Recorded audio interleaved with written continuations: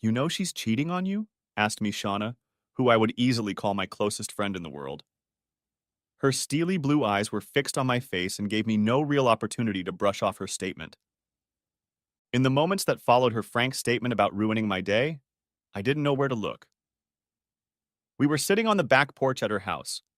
I sat there not knowing what to say or how to respond.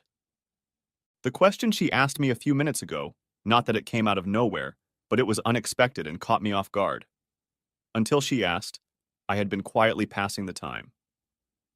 But the question brewing in her gaze also hid a unique form of agony on her beautiful face that only the two of us could understand when she had to say those words. After a few moments of avoiding her gaze, I looked at Shauna and held her gaze briefly, trying to wish that the last 30 seconds could be rewound. I knew Shauna wouldn't challenge me unless she had a reason to.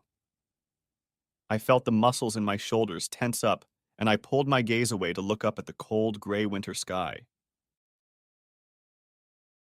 For us natives of the coast of Byron Bay, Australia, this was the coldest time of the year. A chilly breeze blew in from the ocean as the two of us sat on her back patio, dressed in warm sweaters, drinking hot chocolate in the late afternoon. I studiously avoided looking at her and contemplated the clouds. I noted that judging by the movement of the clouds, we were in for a downpour or two in the next few hours, and possibly a good rain. Sighing, I picked up my half-empty mug of hot chocolate, watching the cloud formations move, briefly changing their shapes, occasionally passing a glimpse of blue sky, but then disappearing. I took a deep breath. The sunny sky, like my happiness, now seemed out of reach. No matter how hard I tried, thinking about the weather couldn't distract me from Shauna's unpleasant words. Still holding the mug of warm, sweet flavor, I stopped looking at the clouds and shifted my gaze to Maddie, my 8-year-old daughter, who at that moment was gleefully pushing her half-brother Greg on the swings in Shauna's backyard. The moment stretched for probably a couple minutes. Neither of us said anything else, and I knew Shauna was waiting for me to gather my thoughts. She knew I had suspected something was wrong for a long time. Excuses and sarcastic comments made me think of my wife. The time away from home, the decreasing amount of lovemaking, and even a few angry words that had caused me to sleep in the spare bedroom several times over the past few months had made me sullen and moody to everyone. But everyone knew I was a lover, not a fighter, and avoided confrontation whenever possible. And it wasn't that I was always everyone's doorman. I could stand up for myself and those around me when necessary. But if it was my own personal problem, I tended to put it off and hope it would go away on its own rather than deal with it if it was within my power to do so. I sighed heavily again as I watched Maddie and Greg play and began to feel the emotions I had been denying for months flare up in my chest. The knot of tension I'd been feeling for some time now suddenly made itself known in the form of pain, and I swallowed hard. Looking back at Shauna again, I saw the anguished expression on her face. I know she didn't want to start anything, but at the same time, if there was anyone in this world who had my back, it was her. I shifted my gaze to her again, unable to find the right words, and while I watched, Shauna hesitantly pulled an envelope out of the bag next to her. It was one of those huge bags that mothers all over the world carry around with them to have everything they need for their children. I'm sorry, hun. I can't think of a kinder way to say this, but Bridget is cheating on you, she told me again. Shauna held the envelope in her hands for a moment. It was the size of an A3 and seemed heavy. I got the look again, a combination of pity and hurt, but she sighed, deciding that was the way to go. She slowly walked over and placed the envelope on the table in front of her, her left hand now resting on it. It's all here. I've been discussing this in my mind all day, but you should know what's going on. Do you want me to give it to you now or later? The pain was back in her eyes. She wasn't enjoying this in the slightest, and she must have seen the desperation on my face. What hurt her was that, with the exception of a few months, she had been my closest friend for most of my life and knew me better than anyone else. My name is Timothy Other. Of course, everyone calls me Tim. I thought, until recently deluded myself that I was happily married to Bridget. However, as I looked at the envelope that Shauna had just pulled out, I realized that it contained the truth that my marriage was not so happy and healthy. I analyzed the last few months. Hell, looking back, let's call it the last year. There was nothing I could point a finger at, but I'd always questioned Bridget's fidelity. I sighed expressively, looking at the envelope Shauna held in her hand. Unfortunately, the cheating wife was a scenario that had happened to me before. We sat again, not talking about anything as I stared at the pile of bad news under Shauna's hand. I didn't want it to be true, but the look on Shauna's face told me that whatever was in the envelope was going to hurt. "How's Shauna?" I asked, my voice cracking slightly as I clutched the cup containing a third of the hot chocolate in my fingers, which was cooling quickly. "Rick," she answered quickly and simply. Rick was Shauna's husband, a cool family lawyer who had many connections in Byron Bay and northern New South Wales, as well as Queensland. Rick and I had an interesting relationship. We both loved Shauna and were willing to do anything for her. Despite our history, or rather because of the history between Shauna and I, Rick had also become a good friend of ours over the years. We both continued to stare at the envelope. If what I suspected was true and in the envelope that Shauna had, then Bridget and I were finished, and Rick turned out to be a better friend than I thought.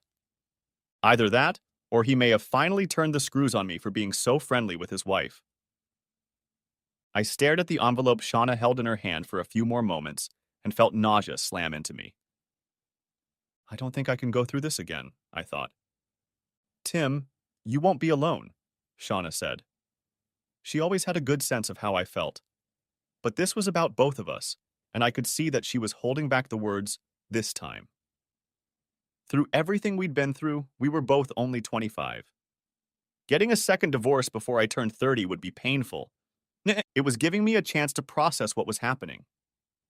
The third time, neither of us said anything until Maddie showed up with 1-year-old Greg in her arms. Mom, I think Greg needs a diaper change. He stinks. She wrinkled her nose, and the smell told us that there was indeed a very ripe diaper wrapped around the baby. My daughter was already 8 and soon to be 18, and she had a habit of talking about everything she did. Shauna stood up, and without saying anything, grabbed her bag, snatching Greg out of Maddie's arms. She threw a brief glance at me, and after a second's hesitation, she took the envelope back, nodding her head at Maddie, and then caught my gaze again. I nodded back. Maddie didn't need to see what was in it. In the next couple of breaths, Maddie quickly moved into my lap and wrapped her arms around me, then kissed me in the air as Shauna carried her son into the room to put on a fresh diaper. "Are you okay, Daddy?" asked Maddie. "I mean, you don't seem okay. What were you and Mom just talking about?" From the look on my face, a thought occurred to her that I just couldn't hide. "You're not fighting again like you did when you were kids, are you?" The thought made my daughter go pale. For as long as she could remember, her mom and I hadn't been a couple, but in her mind, we had always been best friends. But a few years ago, she asked why we weren't together if we loved each other as much as we told her. We did. Shauna and I told Maddie more and more as she grew up, but she was clearly bothered when she heard a few stories that Shauna and I might have been fighting. You see, Shauna and I were once married. We met in our 3rd year of high school, and within a week we were best friends. Friendship led to dating when hormones kicked in, and then, without thinking about the consequences, to teenage pregnancy. Our parents were shocked but supportive. We were young and thought the right thing to do was to get married, which we did right after Maddie was born. Turns out we shouldn't have.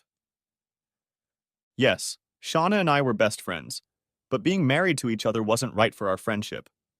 Admittedly, after Maddie was born and married, the love was there, and outwardly, we were a young couple in love.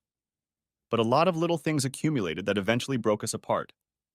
No matter how hard we tried, we just couldn't be married to each other. One of the things that broke us was that I'm a programmer and a gamer. I started my first business at 16, was married at 18, had a kid, and all the while I was working 80 to 90 hours a week. I gave all my time to Shauna and Maddie, but it wasn't enough for her. Like I said, it was the little things. Most people don't get stressed about kids and work until they are in their 20s and sometimes 30s. Shauna and I didn't have both until we were 18. Although outwardly they were supportive of us, neither of our parents thought we were going to make it work and made us both sign a prenup before we got married. Me because my parents were giving me startup money, Sean because when I failed in my business, they didn't want their daughter involved with it. The business was fine. It didn't fail. But 2 years later, I created a new business and attached the first one to it, creating Other Gaming. Today, even in my early 20s, I have a staff of 50 people in 3 different countries. They are programmers, testers, marketers, and a few administrators. Overall, Other Gaming brings in about 180 million a year through a series of mostly free-to-play games that have microtransactions built in. Microtransactions are what you buy in a game if you want to succeed faster than others. You can buy additional resources, time, or power-ups. Our profits are more modest than some other game companies, but that's no reason to be disgruntled, and we haven't yet had a fiscal quarter that our investors didn't like. Anyway, in those early days, Shauna and I loved our kid. We were best friends, but ultimately the only way I can describe it was that we just weren't in love with each other in the sense that a soulmate is. Like I said, we were broken by little things that you don't pay attention to when you truly love your spouse. If you don't, it drives you crazy. The path to the destruction of our marriage was inevitable. Tied up in business, I wasn't around like I should have been, and as a result, Shauna contributed to our demise much faster. Though perhaps the speed of destruction saved our friendship as well. Things were escalating. We fought each other over household chores, my time at work, and Maddie. As for work, one day I had a late meeting with a couple of my investors, and I forgot to tell Shauna about it. That same day, Shauna didn't tell me she wanted me to come to Maddie's daycare meeting. So when I got home, she was pissed, but I had no idea why. We yelled at each other for almost half an hour, and eventually, Shauna stormed out of the house, telling me to make my own dinner and yelling, "Be a damn! Responsible parent and watch our daughter." She then called her girlfriends, got drunk off her ass, and woke up the next morning in the bed of some random guy who picked her up at the bar they were at. To Shauna's credit, she never lied to me or tried to hide her act through tears and regret. She came home the next day, upset and remorseful. But as a young guy, when she told me about her act, my whole world crumbled around me as my best friend and wife humiliated me. Without hesitation, I lashed out at her with words, calling her a whore and a slut. Shauna recoiled for a moment and then responded, venom in her voice. She called me a pathetic bore and a loser father who had never been there for her or our daughter. As soon as the insults flew off her lips, she realized it was a mistake. She was the one who left and slept with someone else. We both knew I didn't mean what I said, but her reaction and implied anger was like an arrow to the heart. Regardless, I had been her best friend for as long as we could remember, and she knew it. "Tim, she tried to say, clasping her hands to her mouth in horror. I looked at her mournfully, raised my hand, and then just turned and walked away. I immediately moved into the spare bedroom. For the next few months, I'm sure our screams could be heard in the next neighborhood. Of course, I was hurt, and I filed for divorce for adultery, citing the prenuptial agreement. After being served at home while I was at work, Shauna didn't go the usual counseling route. Over the next few weeks, she alternately repented, apologized, and when I didn't tell her I forgave her, got upset and yelled at me, calling me weak, pathetic in bed, and the worst mistake of her life whenever we were in a room for more than 30 seconds, and then burst into tears. The only time we didn't fight was with Maddie, but even then things were tense. In the end, it was the intervention of our parents who were like, "We told you so." That helped us. They called a truce, bringing us back to ourselves. I came home one evening when all 4 of us were in the living room. Shauna was crying and upset, and both of our mothers were talking to her in raised tones. After both fathers took me aside and told me off a bit, even though they realized I was the offended party, the 6 of us intervened in the situation. They laid it out straight and made us both feel guilty. For 3 hours they berated us, each in turn. When they then left us alone to talk, Neither Shauna nor I said anything for 15 minutes, but as soon as we started talking, everything went away, including the hurt and pain. Even when she cheated on me, which hurt both of us, it was the first time we talked without yelling at each other. I believed her when she explained that she would never have done it if she hadn't been drunk and furious. I'm so sorry, Tim, Shauna told me, wiping tears from her eyes. I never meant to hurt you like that. I shouldn't have left that night. I shouldn't have. Don't ever do what I did, she said, taking a deep breath. I disrespected you. I was stupid, and even worse when I took my anger out on myself at you for cheating on you. I smiled sadly. And I'm sorry, Shauna. It hurt, and it still does. You're my closest friend. I had to forgive you. Shauna reached out and touched my cheek sadly. Thanks, Tim. But what does that get us? She asked. We talked for a few more hours. We agreed that if we stayed friends and rebuilt trust in each other, we couldn't be married anymore. For the first time in months, she cried in my arms. We never made love or slept in the same bed again, though. Over the next few days, we spent a lot of time together. We decided that raising our children together as friends, rather than as husband and wife, was the right way to go. The divorce went away over the next 18 months, and gradually Shauna and I became best friends again.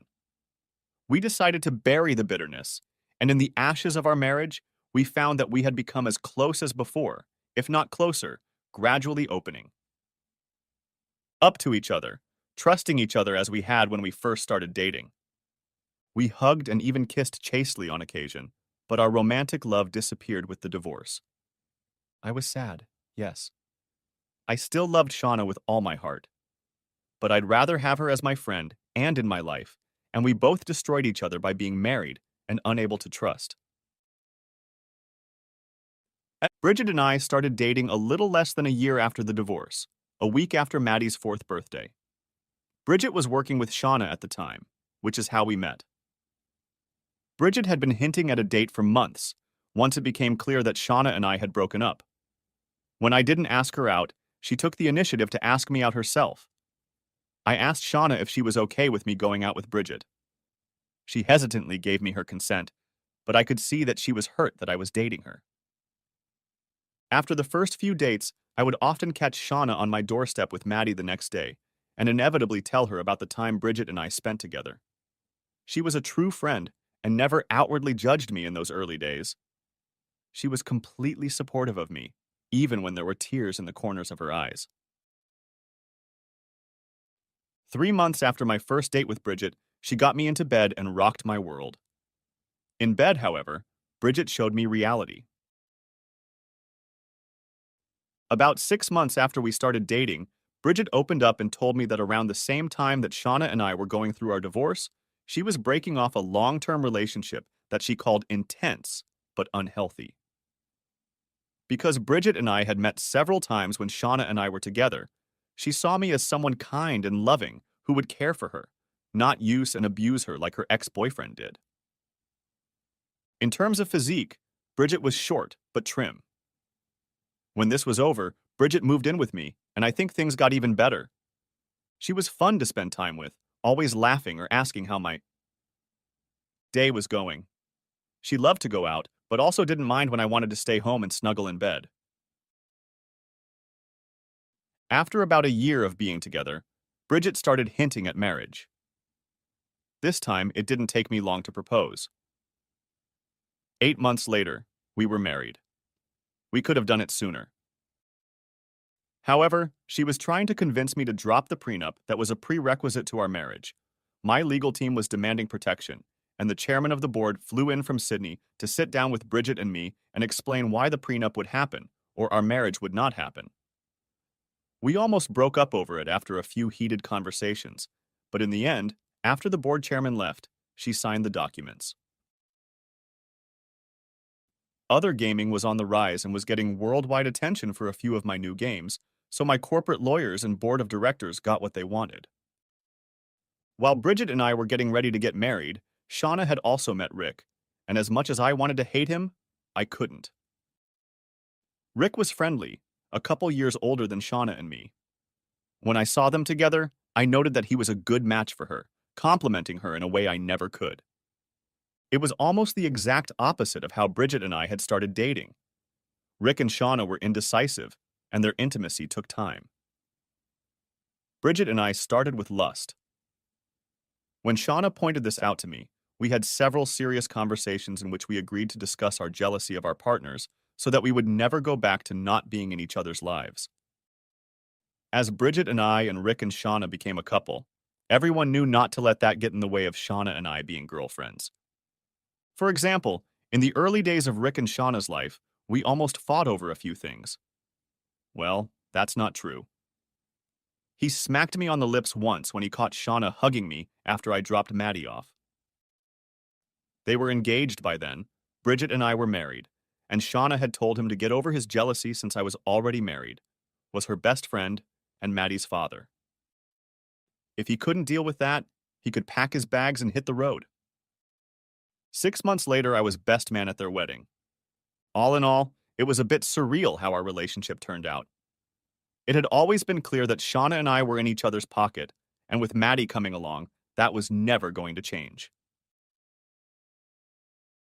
Once Rick came to terms with that, we became close friends and confidants once he realized I wasn't a threat to his relationship. Eventually, the two of us started spending a lot of time on the golf course, and Rick realized that I loved his wife, but not like she did. At the same time, there was an easy friendship between Bridget and Shauna.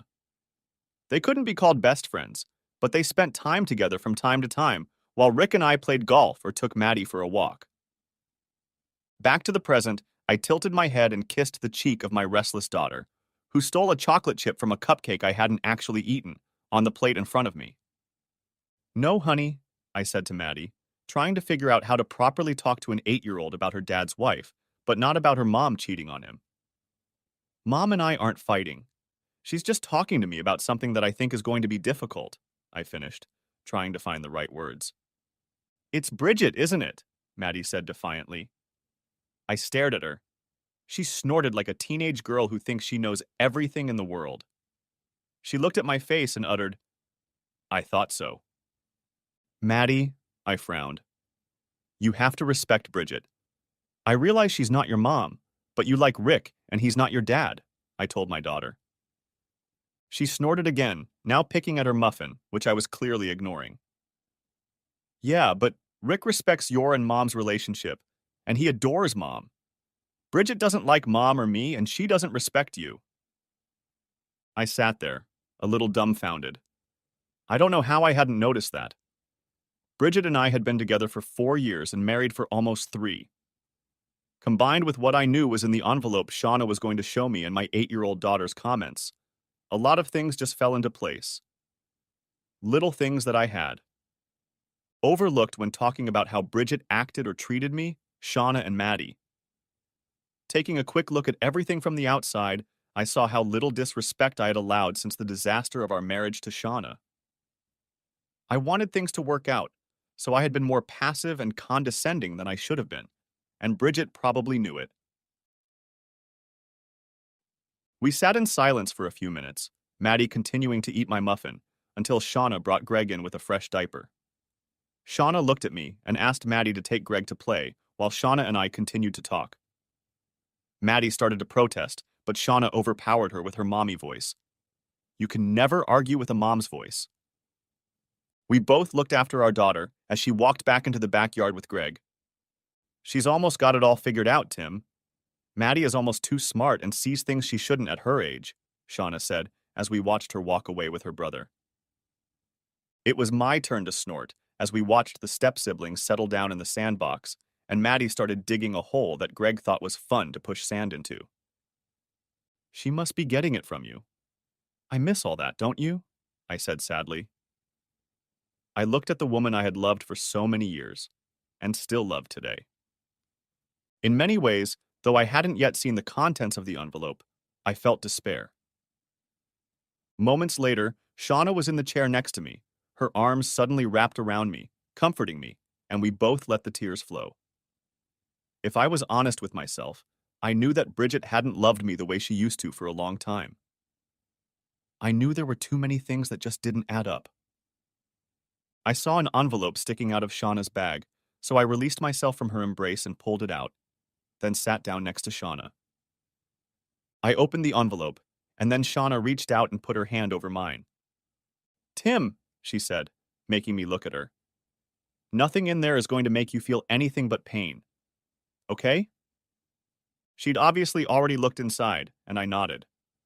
I swallowed and, finding nothing else to do, opened the envelope, out of which fell 2 documents and a USB drive.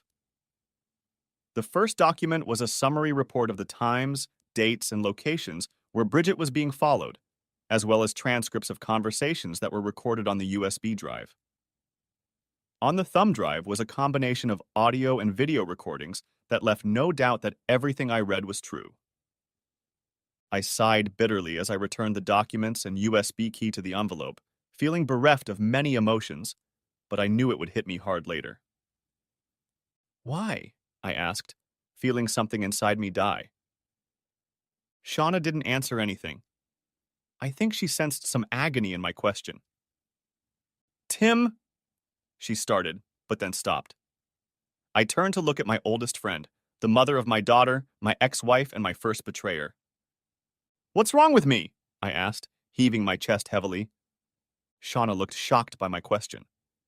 Am I so pathetic that the women I love are forced to cheat on me? As soon as I said those words, I regretted them. Shauna reacted quickly. She kissed my cheek and then immediately put her arms around my neck and started crying, while I just sat there feeling betrayed. A moment later, she looked up at me. Tim, I'm sorry. I shouldn't have. I stopped her. No, it's me, Shauna, I replied in desperation. I shouldn't have said that. It's unfair, and I'm sorry I compared it to us back then. Will you forgive me? I asked. She pulled away and gave me a weak smile before kissing my forehead. Of course. Well, well, well, what do we have here? Came another voice. Looks awfully cozy, said that voice. Turning to face the newcomer, we saw that Rick was trying to look serious, but he wasn't succeeding, a smile playing across his face. He saw the envelope in my hands, and his smile went from teasing to sad. Oh, he said, making no move to separate Shauna and I. Instead, he walked over and sat down in the chair on the other side of me and put his hand on my shoulder and squeezed. Sorry, buddy. I kind of took it upon myself. Shauna and Maddie said something that got me thinking, and a couple months ago, I set some wheels in motion. This private investigator I've used a few times. I just got the report yesterday, he said quietly, genuine concern reflected on his face. Have you looked at it yet? I asked Rick, and he shook his head. No, I haven't. I only looked at it from the private investigator's side when we brought it in. He looked at his wife. But from your reaction, I'm assuming you both have? We both nodded. Rick exhaled and leaned back in his chair. So, what's next? Asked Rick. I shrugged. Divorce. The 3 of us didn't say anything but looked back at the sandbox. Little Greg was lying in the hole Maddie had dug, and my daughter was filling her in while Greg laughed. Every now and then she would glance in our direction, but then turn her attention back to Greg. She knew it was adult conversation time. Despite the serious nature of the conversation, all 3 of us were smiling. Babe, Shauna asked Rick, is it appropriate for you to, she stammered. To introduce Tim? He asked, finishing the question. Shauna nodded. Yes, I can do that. Tim, would you mind? Rick asked me seriously, in lawyer mode. I nodded. Yes.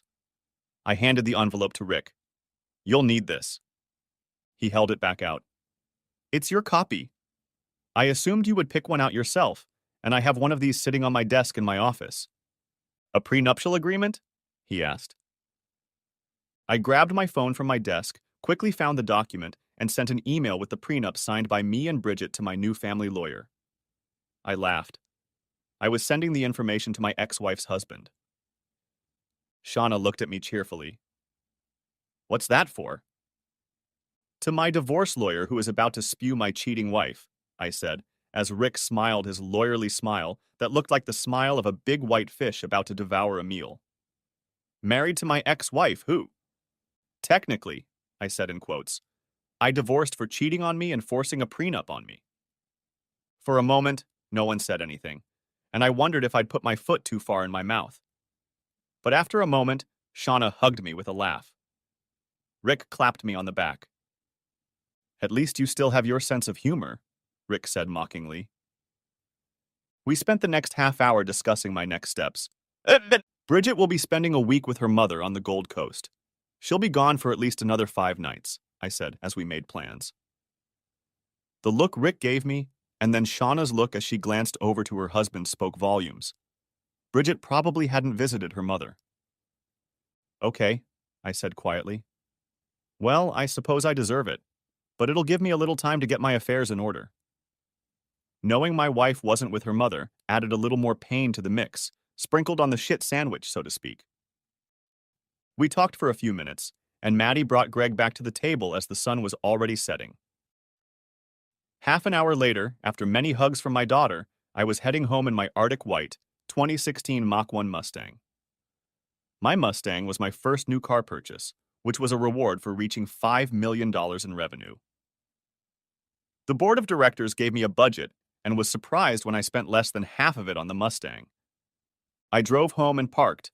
The big security gate closed on the driveway as I pulled into the garage. The house was owned by a subsidiary of Other Gaming and was rented to me as an executive privilege. At the time, it was a way to get a large modern home, the house Bridget wanted. I, on the other hand, just needed a nice office for my computer supplies and a bed to sleep in. Nevertheless, the house was nice. 5 bedrooms, 6 bathrooms, and a deck overlooking the ocean in the distance. One of the bedrooms was my computer and game room. Maddie had her own bedroom decorated with the taste of an 8-year-old girl, and of course Bridget and I had a large bedroom overlooking the ocean in the distance. We only lived in the house for 6 months, but in that time we managed to throw a few parties and christen almost every room in the house, as a young married couple should. I wondered if she'd ever brought Brad here. The thought made me uncomfortable. I walked into the kitchen, dropping my bag and the envelope with Bridget and Brad's information on the kitchen bench. I immediately headed to the pantry, from where I returned with a bottle of Bundy rum and then retrieved a cold can of Coke from the refrigerator. Pouring myself a double shot, I grabbed the envelope, pulled out my laptop, and set it up to view the contents on a USB drive while I read the report in more detail. The report revealed that Bridget and Brad had been together before she and I started dating, but had broken up a few months before. When I calmed down and read the report, it matched what I knew about Bridget's breakup. We didn't talk about it often, and the private investigator confirmed what I knew. The breakup between them was unhealthy when it first happened. I further read that they had not communicated for about 6 months prior to our wedding, and less than 3 months after our honeymoon, my loving wife resumed a relationship with her former partner. The private investigator's report had page after page of transcripts of conversations, detailed conversations ranging from their daily life together when they were together to recollections of their history and future plans. In other words, a full-blown romantic relationship. Sitting down, I read several of their conversations in great detail, almost aching with the realization of the level of betrayal from my loving wife. But what really got me was the section of the report that captured a conversation between the two of them after they had finished partying at Brad's apartment just a month ago. I found a video file on a USB drive that matched the transcript, and plugging it into my laptop, pressed play. "But Bridget, baby," Brad said tearfully, "why don't you ditch that loser and come back to me? You're in my bed almost as often as you're in his. You know I rock your world a lot better." Bridget laughed. "Brad, honey, he has 2 things you don't." "And what's that?" he asked hesitantly. "Brains and money," Bridget replied simply. Brad snorted. "It's true, honey," Bridget lectured. "Tim has lots of money, and I can use it while I'm his wife. And Tim is smart, too. He's always been successful, his company is worth a lot, and he's still on his way up. That's why when that bitch Shauna dumped him, I took a chance. She had no idea how much he'd be worth." Brad snorted again. "Then why don't you just divorce him and we can both use the money you get?" "Brad," You've got muscles in all the wrong places. Tim's lawyer made me sign a prenup. If I leave him before 10 years of marriage, I get very little. Even after 10 years, if I leave him, I'll only get a fraction of what he's worth. Worst of all, we have to be careful. If Tim ever catches us, I'll be left with only the clothes on my back for the next few years, Bridget explained to Brad without much emotion. But this way, we both benefit. I get money to take us to different places, and we get to have fun on a regular basis. But you're still sleeping with him, Brad whined again. That's because I'm his wife, said Bridget to her lover with irritation. Look, Brad, honey, if I don't sleep with him, if I don't give the appearance of being a good wife, then all of this, she gestured around the house, will come to an end. Tim doesn't know it, but this place belongs to him. You don't want to lose a place you're not paying anything for, do you? I guess not, Brad groaned unhappily. But I don't like you sleeping with him if you don't love him. Bridget laughed again. Oh, my poor, poor baby. I do think of Tim fondly, but he's just a tool to get what I want. Her smirk turned wild. The camera only captured part of her face, but a chill ran down my spine as I watched her and she spoke the next words. I'll tell you what, babe. Tim and I have been talking about having kids soon. What if when I stop taking the pill and we can pass it off as Tim's? Does that make you feel better? Then when the baby turns 18 and can inherit Tim's money, you can tell Tim that the baby is yours and not his before some accident takes it away. Brad cheered at that. I ran to the bathroom and threw up. I didn't sleep well that night, watching the video of that exchange while I read the report and a few others like it. I tossed and turned, and dreams of Bridget and Brad kept spinning in my head one after another. I managed to doze off, but around 8:30 I was suddenly awakened by my phone ringing, and I hesitated for a moment to take the call. Hello? Sleepily I said. I heard a giggle. Well, hello, big guy. Are you sleeping at home while I'm gone? Said my wife's voice cheerfully. For a moment I hesitated, not knowing how to react. Should I come clean with her or play it down? Bridget caught my pause. Tim, are you okay? She asked. I couldn't tell if the concern was feigned or real. Now I decided it was feigned. I decided to downplay what I knew. I didn't need to see her, so I swallowed my feelings after all. Everything would be out in the open soon. Sorry, late night. I'm working on some complicated issues right now, I replied. Oh, baby, I'm so sorry to hear that.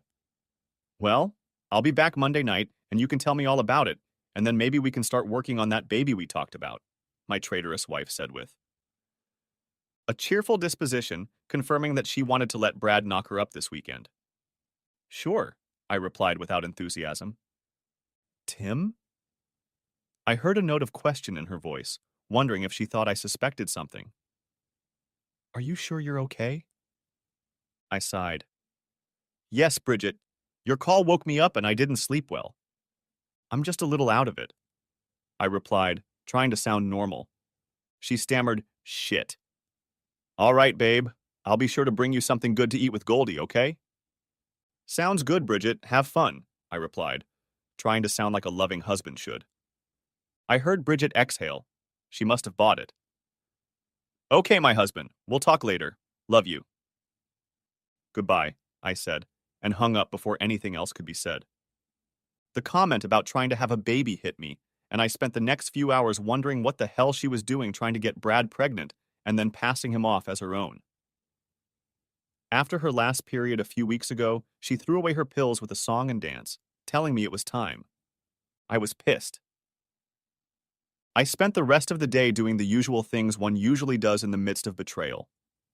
I went online and removed Bridget's access to my bank accounts, canceled our joint credit cards, called my accountant and corporate lawyer, asking them to remove her from my insurance and will. I wrote several letters introducing Rick to my corporate team to tie everything together.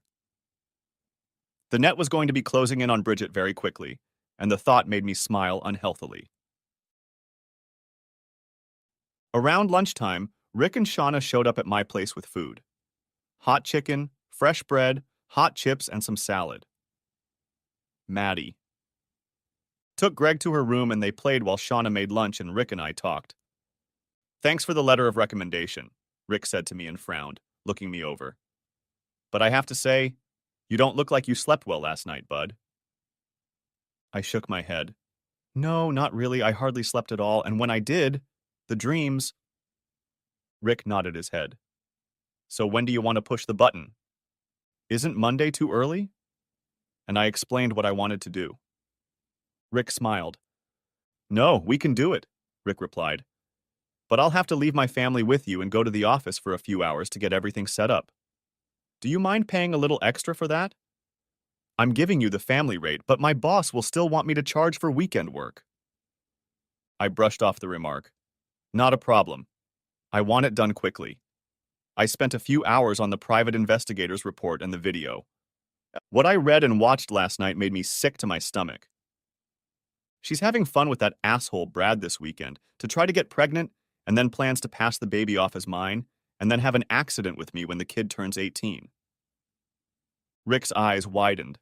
Obviously, he still hadn't seen the details. Even Shauna, who was sitting with a plate of sandwiches, looked upset. Are you sure? She asked. Yeah, she's off the pill, and I watched a video of her convincing Brad that this is exactly what's supposed to happen. I slumped my shoulders. Don't worry about it, Tim. We'll make sure she doesn't come back here. Rick said, I'll also draw up a restraining order against both of them to be filed Monday morning. And I'll stay here with the kids and help you pack Bridget's things, Shauna said. I ate lunch and the food made my stomach feel a little better. So when Rick left, I went to the spare room and grabbed a handful of boxes that we hadn't gotten around to throwing away since we moved in 6 months ago and carried them into the bedroom. Over the next few hours, Shauna and I boxed up most of her clothes, toiletries, and hygiene products. I put about a third of her jewelry, what she had before the wedding, in the bag. I kept the rest. I put a few of her shoes in the boxes, but most of those were left behind too. I had no idea what I was going to do with them. Maybe the homeless shelter? As the day went on, I made a few phone calls to get things sorted out. Rick called me 3 times about some details. The last 2 times he was much more somber, and I realized that he had started working on the private investigator's evidence. For some reason I wasn't surprised, but for some reason I was disappointed that I hadn't heard a peep from Bridget. When Rick returned early in the morning with Thai takeout, his mood was stormy and he hugged me, telling me how sorry he felt for me. At that moment I realized he was a real friend, not just my best friend's husband. I held out a note to him with a 6-digit code. What's this? He asked, looking at the note. Your new code for the front gate, I said. I rebooted the system, giving everyone a new code, and Bridget removed it. Great, Rick said.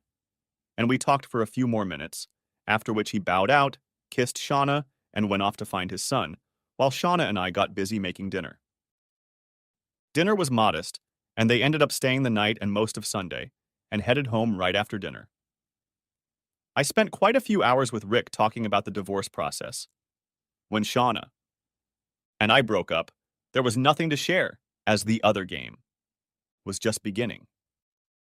However, after becoming successful, I always took care of Shauna and Maddie, far exceeding the required alimony. When it came to Bridget, the betrayal was deep and deliberate. I wasn't going to do much for her. There was so much more at stake this time, and I wasn't going to let Bridget get any of it. I was sure Bridget would blow the score, and Shauna had pointed that out when we'd discussed things on Sunday morning. I don't think she ever loved you, Tim, Shauna said, setting aside the private investigator's report. I'm sorry I didn't say anything sooner, and to be honest, I've never liked Bridget, but I couldn't stop at anything. I may be best friends, but given our history... I nodded. I was hoping you'd be okay. I know you loved her and let her get her way, but you let her act the way she wanted, Shauna said quietly, looking me straight in the eye. I'm not submissive, I whispered defensively. Shauna laughed. No, you're not, and that's not what I meant. I meant that you don't mind if people lead you to the next step. I've noticed that if you don't want to do that, you just go on your way. Bridget tried to take advantage of that. Sooner or later, the house of cards would have collapsed, and I'm glad it happened before the pregnancy. We talked some more, and a few minutes later, Maddie came back into the house, holding Greg's hands over his head as he waddled away, grinning like toddlers do when they get everyone's attention. We entertained the kids for the next 15 minutes before Rick went into the living room and got the kids to watch a movie. Maddie kept picking up on that, Shauna remarked as they left the room. She never liked Bridget, and no one messes with her dad. That's what I'm telling you for sure. Except her mom, I said jokingly, earning a punch on the arm. Tim, Shauna said, and the emotions in the room suddenly changed. I looked at my ex-wife and saw a sad expression on her face. She sighed. I know we've talked about this before, but I'm sorry it didn't work out, Shauna told me. But I hope you know that doesn't mean I love you any less. I nodded my head, suddenly finding it hard to swallow. Shauna continued. You're my best friend, Timothy Other. We made a beautiful little girl together. We went through hell and nearly lost each other. But you showed me true character by not burning me when you had the chance. But Shauna, I started to say, but she interrupted me. No, Tim, you didn't burn, she told me. Yes, we yelled and screamed at each other. I did things I'm terribly ashamed of, and yes, I called you a lot of names when we were in the middle of our divorce. But you never once treated me badly.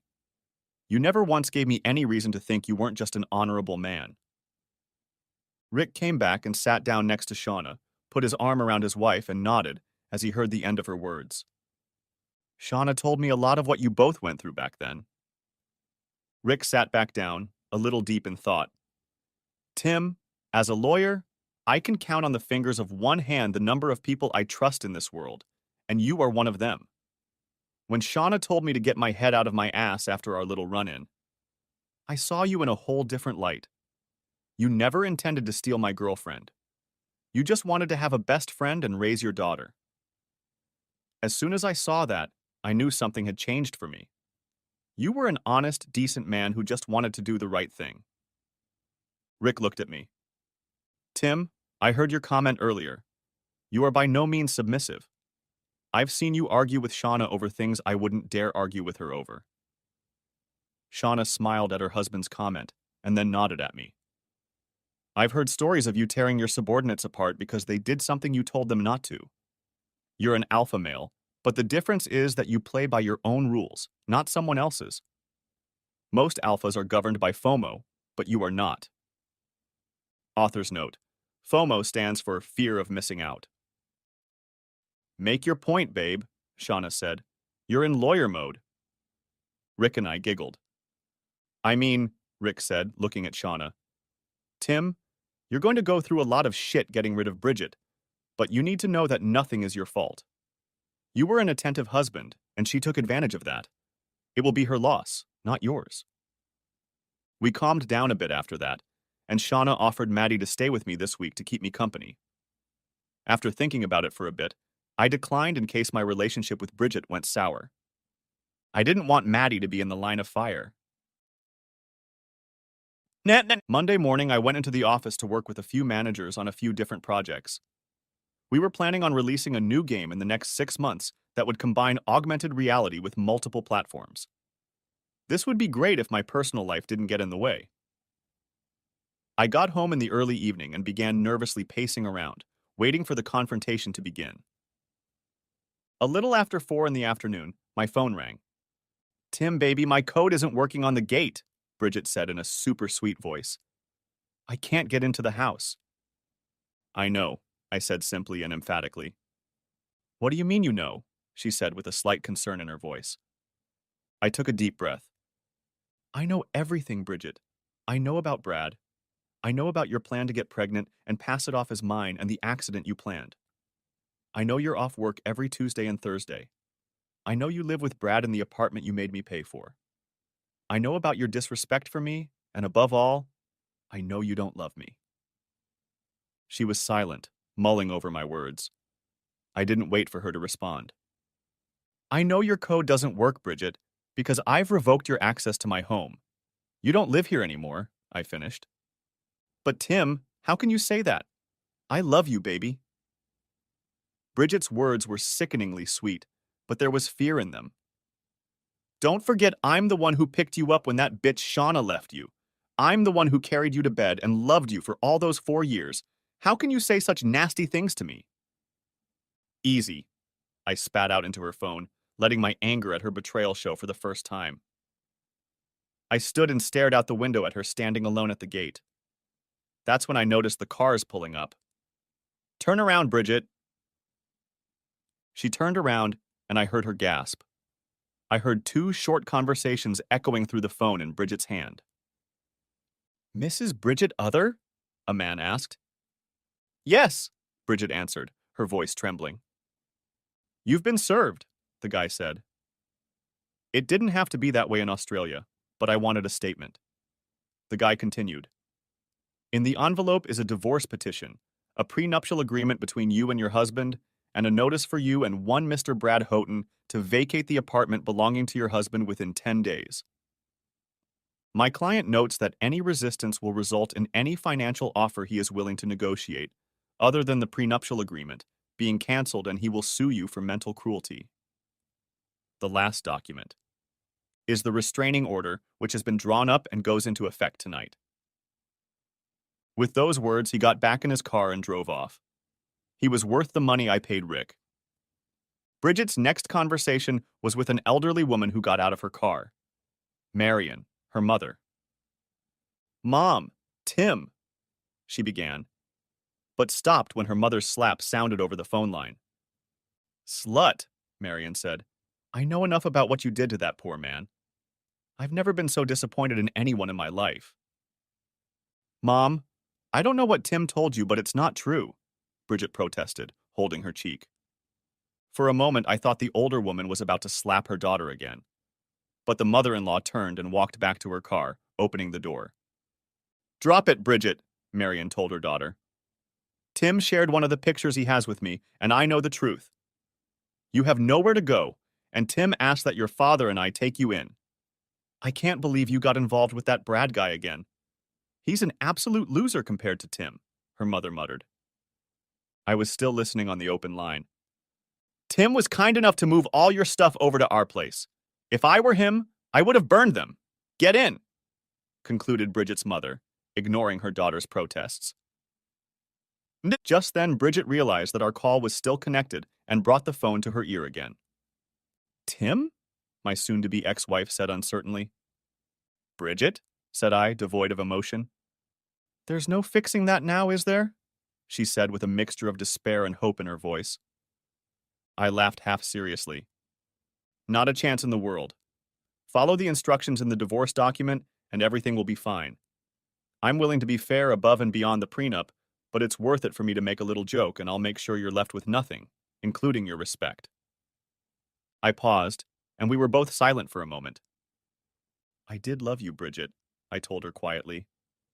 But you threw that love away because you don't love me? You're a gold digger. Oh, and Bridget, I said, preparing to fire a parting shot across the bow. I didn't hear anything, but I realized she was holding her breath. Take a pregnancy test. If you're pregnant, we both know it's not my baby. And if you are, and you try to dispute my paternity, I'll grind you so dirty your grandchildren will still feel dirty, I finished harshly. As I hung up the phone, I heard her sobbing. I have to admit I felt better, empty, but better. The next month was like a roller coaster emotionally. I'd burrow into work or take Maddie for walks to distract myself. But when I slept, the dreams weren't pleasant, and I woke up several times swearing like a sailor. Bridget hired a lawyer and communicated with Rick. Rick believed they were going to challenge the prenup and demand a traditional 50-50 division of property. However, nothing had happened yet. I allowed Rick to put $30,000 on the table as a settlement, but so far they hadn't said anything. That weekend, however, things changed. I took Maddie to the beach with me, and we ate ice cream together, sitting on the sidewalk outside one of those little fish and chip shops from the 80s. You've probably seen them on TV, old beige brick buildings with tin roofs. The floors are linoleum, and you can smell the chip oil in the air as soon as you walk through the door. There are plastic, Tables and chairs out front, the atmosphere is casual. Everyone is walking around in shorts or bikinis, with towels over their shoulders or a surfboard under their arm. Maddie and I came for a swim. We both liked the waves. We swam, rinsed off in the freshwater outdoor shower, and then sat like father and daughter on pale blue and yellow plastic chairs and ate ice cream. The weather was chilly after winter, but one thing about Byron Bay is that if it's sunny outside, the water is nice, even if it's a little chilly. Maddie and I were enjoying ourselves, discussing how to catch a wave that was just getting high, when suddenly a huge arm went around my neck and I was dragged backwards off the chair, and Maddie started screaming. A few moments later, I was flung to the floor, gasping for breath and almost avoiding the blow that knocked the spirit out of me again. Goddamn Dewib! Throw me out of my seat and I'll show you! I felt the disgusting sensation of saliva on my face as I looked up to see Brad Houghton standing over me. Maddie's face reflected the panic of being attacked. Thankfully, after a moment he backed away, pushing me to my feet. Common doofus. You couldn't satisfy Bridget, he taunted as I stood. He looked at Maddie for a second and smiled a sick smile. I bet this one isn't even yours, you damn loser. He then started to step toward me, grinning. You got me kicked out of the house. You just couldn't maintain the status quo. I was willing to let Bridget continue to entertain you. All you had to do was stick to the damn line. I tried to dodge his punch, but having no experience in fighting, I caught his punch in my left shoulder. I was spun around and fell into the garden bed. I felt Brad take a step forward, but before he could reach me, my daughter lunged at Brad, screaming at the top of her lungs. Leave my father alone. He hasn't done anything to you. Get away from him. She took a deep breath and screamed. Help the police! Help the police! I was later told that I lost consciousness for about 30 seconds, and when I came to, there was a small crowd of people around. My arm was clamped around Maddie. Brad was nowhere to be seen. Someone in the crowd told me that they had called emergency 000, and the police and ambulance were on their way. Fighting the pain in my back and arm, I slowly sat up and asked for my phone and keys, which were on the table in front of me. The elderly man looked at me sadly. Sorry, son, but that guy after you caught your girl here. He stood still for about 10 seconds, then turned around, grabbed your phone and keys, and ran off. I swallowed and nodded, feeling the pain in my side, my arm throbbing, and even though someone had handed me a towel pressed to my head, my temples hurt too. Could you get my daughter's bag? I asked the man. He looked at the younger man and nodded. A minute later, a man about my age came back with Maddie's bag. I reached into the bag and pulled out Maddie's cell phone. I had gotten her an iPhone for her birthday this year. It was locked, but she could call me or Shauna anytime. I dialed Shauna's number. She picked up on the third ring. Hi, beautiful. Did you have a good swim with Daddy? She said cheerfully. Shauna, said I, wrinkled my nose as another stab of pain shot through my back. Tim? I felt the hairs on the back of my neck stir when Shauna recognized that I was hurt and using Maddie's phone. We're hurt, Shauna. Maddie is with me now and is being very brave, I said. Maddie looked at me, her eyes reddening and a mask of discomfort on her face. The howling of sirens could be heard in the distance, which was quickly getting louder. I don't have much time and we're both in a lot of pain. The police and ambulance are on their way. But I need you to call Nadine and have her trace my phone. Time is of the essence. Nadine was my assistant. What's wrong, Tim? Is Maddie okay?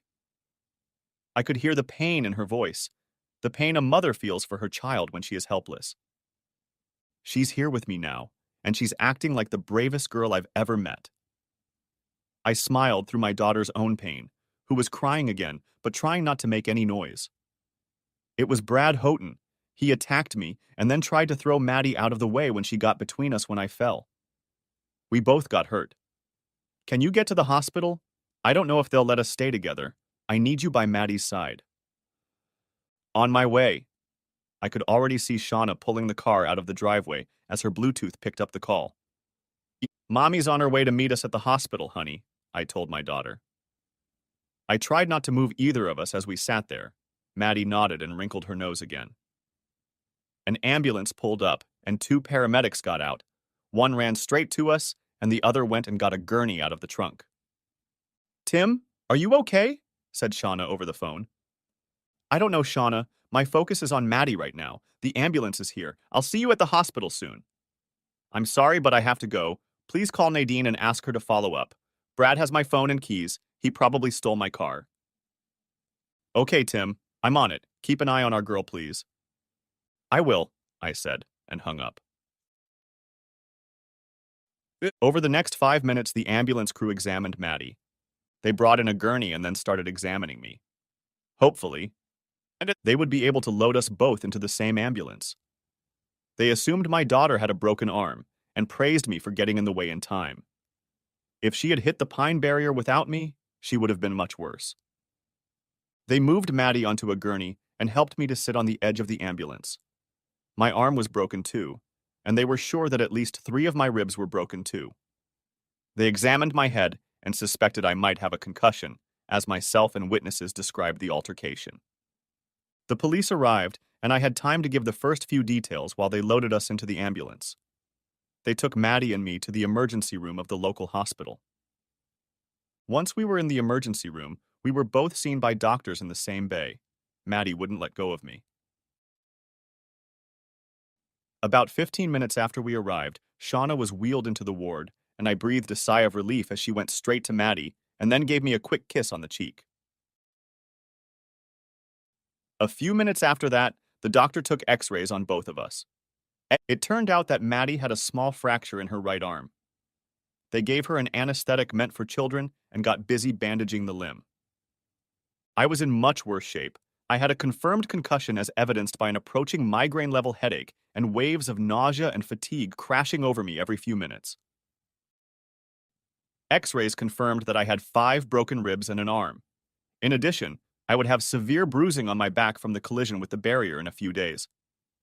I was given some strong painkillers and had special clips applied to the wound on my forehead. Afterward, I lay in the hospital bed, looking at Maddie and smiling. For her, I would endure 1,000 times worse, just to keep her safe. Shauna looked at me and, as always, knew what I was thinking. "Thank you," she said with tears in her eyes. "You know I'd give my life for both of you," I replied, trying to lean back and get comfortable. I closed my eyes, and after a moment I felt a kiss, and when I opened my eyes I found Shauna standing over me with tears in her eyes. "I love you too, Tim," she said, and I smiled. Suddenly I shuddered, and then I started coughing up blood. Shauna screamed, and I felt myself losing consciousness and a new pain building up in my side. That was the last thing I remembered for 3 days. When I woke up, I was in a much nicer hospital room. Rick was next to me, and he heard me stirring. "Hey, buddy, how are you feeling?" he asked, looking me over anxiously. "Shitty, what happened? Is Maddie okay?" I asked. Rick smiled. "She's fine. She's got her cast on, and she'll be back at school next week. She's going to be the most popular girl in school after her heroic father." I tried to laugh and felt the sharp pain in my side again. Rick noticed my grimace. "Here, the nurse told me that if it hurts when you wake up, that's the button to administer morphine.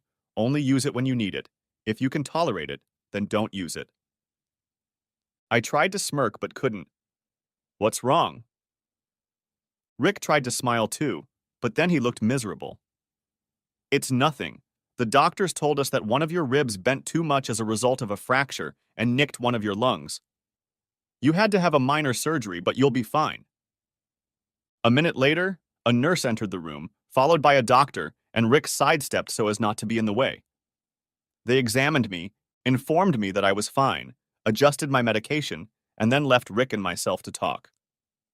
"Any news on what happened to that asshole, Brad?" I asked. Rick smiled as he sat down on the edge of my bed and pulled out his phone. "This is from the night you and Maddie were brought in." It was a clip from a news program in Sydney. Our top story today. The manhunt for Bradley Houghton is underway. Earlier today, Mr. Houghton attacked local Byron Bay businessman Timothy Friend. We're heading to Byron Bay Hospital, where Mr. Friend and his daughter are currently being treated. Carly is with you. Thank you, Sharon, said one of our local reporters, with the entrance to our hospital behind her.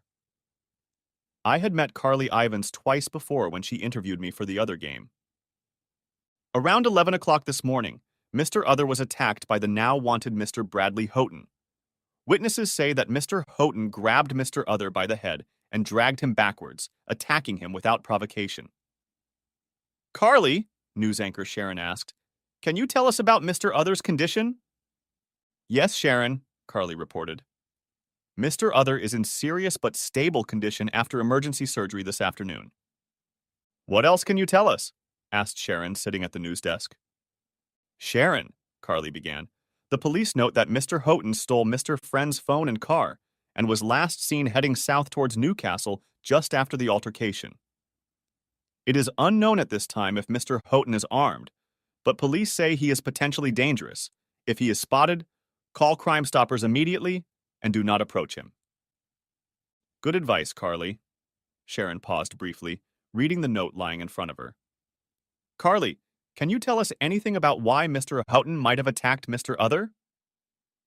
Carly hesitated for a moment, looking for someone behind the screen. She must have gotten a nod as she looked at the sheet of paper in front of her. Yes, Sharon, there are some details about what caused the incident. Apparently, Mr. Houghton was recently evicted from an apartment that Mr. Other didn't know about. The reason is that Mr. Other's wife of 2 years, Mrs. Bridget Other, had been in a long-term affair with Mr. Houghton, which Mr. Other had recently learned about. Mrs. Other now lives apart from Mr. Other and is assisting the police in their investigation to find Mr. Houghton. Byron Bay is currently looking for one of its most successful businessmen. Mr. Timothy Other brings in over $70 million a year to the local economy, and his company, Other Gaming, recognized for some of the most innovative games available on the internet today, brings in more than double that amount to the Australian economy. We can only hope he makes a full recovery. We all hope so, Carly, Sharon replied in her anchor voice. Keep us posted on developments. She turned to the camera again. Next, we have the state premier, once again in a scandal that has voters demanding his resignation. Rick paused the clip, grinning widely. Brad was picked up in Wollongong yesterday after he ran a red light on your car when he was spotted by the local police. He lowered his smile. Unfortunately, he wrote your car off, but they caught the bastard. Don't worry about the car, I waved him off. I'm just glad he got caught and Maddie's safe. We talked for another 15 minutes until we were interrupted by Maddie running into the room following Shauna, who was carrying Greg. How are you feeling, Daddy? Asked Maddie, climbing onto my bed with a look of absolute concern on her face. I'm feeling much better, Princess. The doctors have treated me very well, and so have you. I replied. Maddie looked at the cast on my arm, then at her own and smiled. My doctor, Mr. Sweeney, said I was very brave. Maddie smiled and then got serious again. But I told him it was my daddy who was brave because you saved me. I smiled back. Thank you, beautiful. I'm sorry it ruined our day. But once we feel better, we can try again. There are still waves out there with our names on them. This brought a smile to my daughter's face, and we spent the next few hours talking about days at the beach and eating as much ice cream as possible in one day. Eventually, Rick took the kids for a walk and left Shauna with me. You really scared us out there for a while, she said as she held my hand.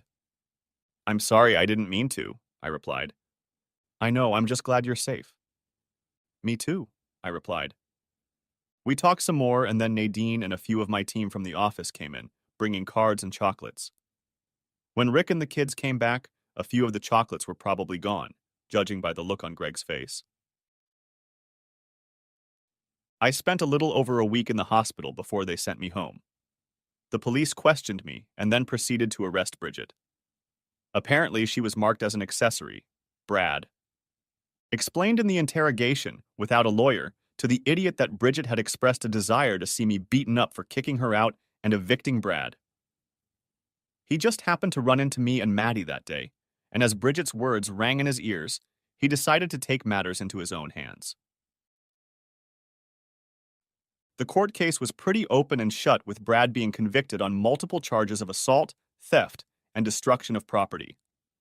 He was sentenced to 15 years in a medium security penal colony with parole after 12 years. Bridget was found guilty of accessory to assault and sentenced to 5 years, but received probation. Although, if she had been convicted of another crime, nothing more than a speeding ticket, she would have had to serve the full sentence. The judge also granted us an immediate divorce, stating that I didn't deserve to be chained to a woman as stroppy as my now second ex-wife. I surprised everyone by pledging to give Bridget $10,000 to help her get a fresh start in life. True, with the stipulation that she do it somewhere other than Byron Bay. While I was recovering, Nadine worked with me at the house every day, and Shauna was usually there too. If you think that Nadine and I became a couple, you are mistaken. First, Nadine was my executive assistant. As the saying goes, don't litter where you eat. Second, Nadine was married and almost 60 years old. Not the right combination for a young guy who had just turned 30. As we worked, I came up with a new campaign after seeing Maddie one afternoon in her now heavily signed cast as she was coming home from school. She was staying with me almost full time at this point, as Shauna was always here, which made sense, but Maddie was now very protective of me. One afternoon, after seeing Maddie play, I decided that we would run a promotion on 3 of our most popular games. For every pack bought for $10, we would give $1 to charities around the world. At first, my finance department was upset. After expenses, that dollar represented just over 30% of our profit. However, within the first month, they were thrilled to see revenues growing. Marketing got involved, and Carly Evans did a church study, and our in-game purchases increased by over 300%. We ended up donating almost $500,000 to 3 different charities in Australia, Poland, and South America. Now, every year we run a charity campaign, giving money to those in need. As the months went by, Maddie and I recovered, and when the cast came off and my ribs healed, it was the middle of summer, and Maddie and I were back at the beach. Now we were always followed by Shauna and Greg, and Rick when he could. Greg was now walking on his own, and Shauna enjoyed splashing with him in the shallow water while Maddie and I played in the surf. I had a great time that summer. Of course I was a little lonely. I missed having someone around, and although Shauna was always there for me, even she realized that I needed a romantic companion. Over the summer, Shauna and I started talking about the fact that it was time for me to get back into dating, but my heart just didn't lie to it. The few dates I'd had gone badly. Either there was no spark, or they were intimidated by my background, or worse, they were just outright gold diggers like Bridget. I wished I could find someone like Shauna with whom I could have that kind of connection. Hell, I was only 31 years old, and I still had plenty of time to spare. It had been a year. I'd had a couple small interactions with Bridget, but they had been short and very abrupt, and most of the time it ended with me saying no. She either wanted money, or a renewed relationship, or worse, she wanted me to forgive her. Each time I would give her a negative answer and hang up. What I didn't know was that my life would change again, but not in the way I thought it would. I had just turned 32, and the office, along with Shauna and Nadine, had planned a birthday party at my house. I had stayed in the house after my divorce because it was a really beautiful house, and I had invested a lot of money in it, so I planned to enjoy it. We had over 100 people gathered that night, and I know probably a little less than half of them. People from work were there, a few local business people I worked with, even Carly Evans was there but was told she had to be off the record. My family was there, my parents, Bob and Tina, as well as Shauna's parents and a few of Rick's relatives. Everyone was eating, drinking, music was playing, and as the evening went on, I felt a nice buzz from everyone handing me a fresh drink. I had just seen Maddie run past, laughing with one of my cousins. Kids, when I accidentally bumped into someone and muttered an apology. "And that's all you have to say? Apologize?" came a voice. I turned around to the not quite shrill voice. "I beg your pardon?" I asked the woman standing in front of me. "You heard me," she said. "A simple apology is just rude. You could have knocked me into the pool." Despite the aggressive tone of her voice and the scowl on her face that seemed at odds with the world, the woman in front of me was as strikingly beautiful as she was repulsive. She was quite tall. I believed her to be 6 feet and me to be 6'2". She was quite slender, but with curves that were very noticeable in the floral jumpsuit she was wearing. She had pale skin with a scattering of freckles on her nose that emphasized her sapphire blue eyes. But what really caught my eye was her red hair. Long, braided almost to her waist, it was a crimson color, like a smoldering fire you could stare at all night until the embers burned hot and you couldn't say anything, feeling its heat. But at the same time, it repulsed me. It wasn't lit, but the woman had a cigarette in her hand and was clearly heading away from the group to smoke. In my opinion, you can take the most beautiful woman in the world, with whom every man, woman, and child on this planet agrees, the perfect human specimen, stick a cigarette in her hand, and I recoil. That's exactly what happened to me as soon as I saw the smoke in her hands. "Hey, dumbass," the woman said, bringing me back to the fact that she was talking to me. "Stop staring at me and tell me where I can go to hide from the crowd." You can't. I finally replied, "There are no smoking areas here, and if you want to smoke that cancer stick, you need to go outside." She snorted. "Is the guy who owns this place really that arrogant?" There was a contemptuous note in her voice that said she thought it was wrong that she wasn't allowed to smoke. "Yes," I replied, taking a step toward the woman. She looked toward the fence on the other side of the pool where no one was. "I'm sure he won't mind if I smoke where no one is. How about over there?" I looked at the corner she was talking about and shook my head. "No, ma'am. I don't think that's a wise idea. You can't smoke in here and there are kids around." She looked a little angry, but at the same time, at the mention of children, she started to put her cigarette away. At that moment, Maddie walked up with her friend and little Greg in tow. "Daddy said you can't smoke, lady. That means no smoking," declared Maddie authoritatively. "Is this man your father?" The woman looked at me questioningly. "Uh-huh," Maddie said, putting her hands on her hips. The woman took a small step back as Maddie, her friend, and now Greg all put their hands on their hips in a defiant gesture. "And everyone does what my dad says. If he says don't smoke, then don't smoke," Maddie said, with a note of sass in her voice. I thought I should intervene before Maddie went on a rampage. Even after all this time, she still lashed out at anyone she thought was lashing out at me. About a year ago, Shauna and I got her to start seeing a therapist. She had a few fights over me. It turned out that thanks to Brad that day, my daughter now wanted to protect me from everyone, believing I might die if I was hurt again. I took a step forward to turn to face the 3 kids, but at that moment Greg thought I was stepping forward to deal with the woman in front of us. He was already 3 years old, but along with his older sister, he was learning to push and was quite noisy. When I turned around, he stepped forward and pushed the woman slightly. We didn't think about the fact that we were all standing at the edge of the pool, and during our brief encounter, the woman stepped on the edge of the pool, balancing on her 3-inch heels. And Greg's slight nudge caused her to lose her balance and was about to fall. I saw it happen and reached out to support her, but it was too late. Her eyes widened with an expression of utter horror, and she clutched at my arm, pulling us both into the pool with a loud splash. I was no stranger to pool banter, and since it was my birthday, I expected to be thrown in there at some point. But whoever this woman was, she didn't. I surfaced laughing, while she surfaced spluttering and screaming like a banshee. "How dare you, you little—" And then she saw little Greg and stopped. You can't get mad at a 3-year-old boy.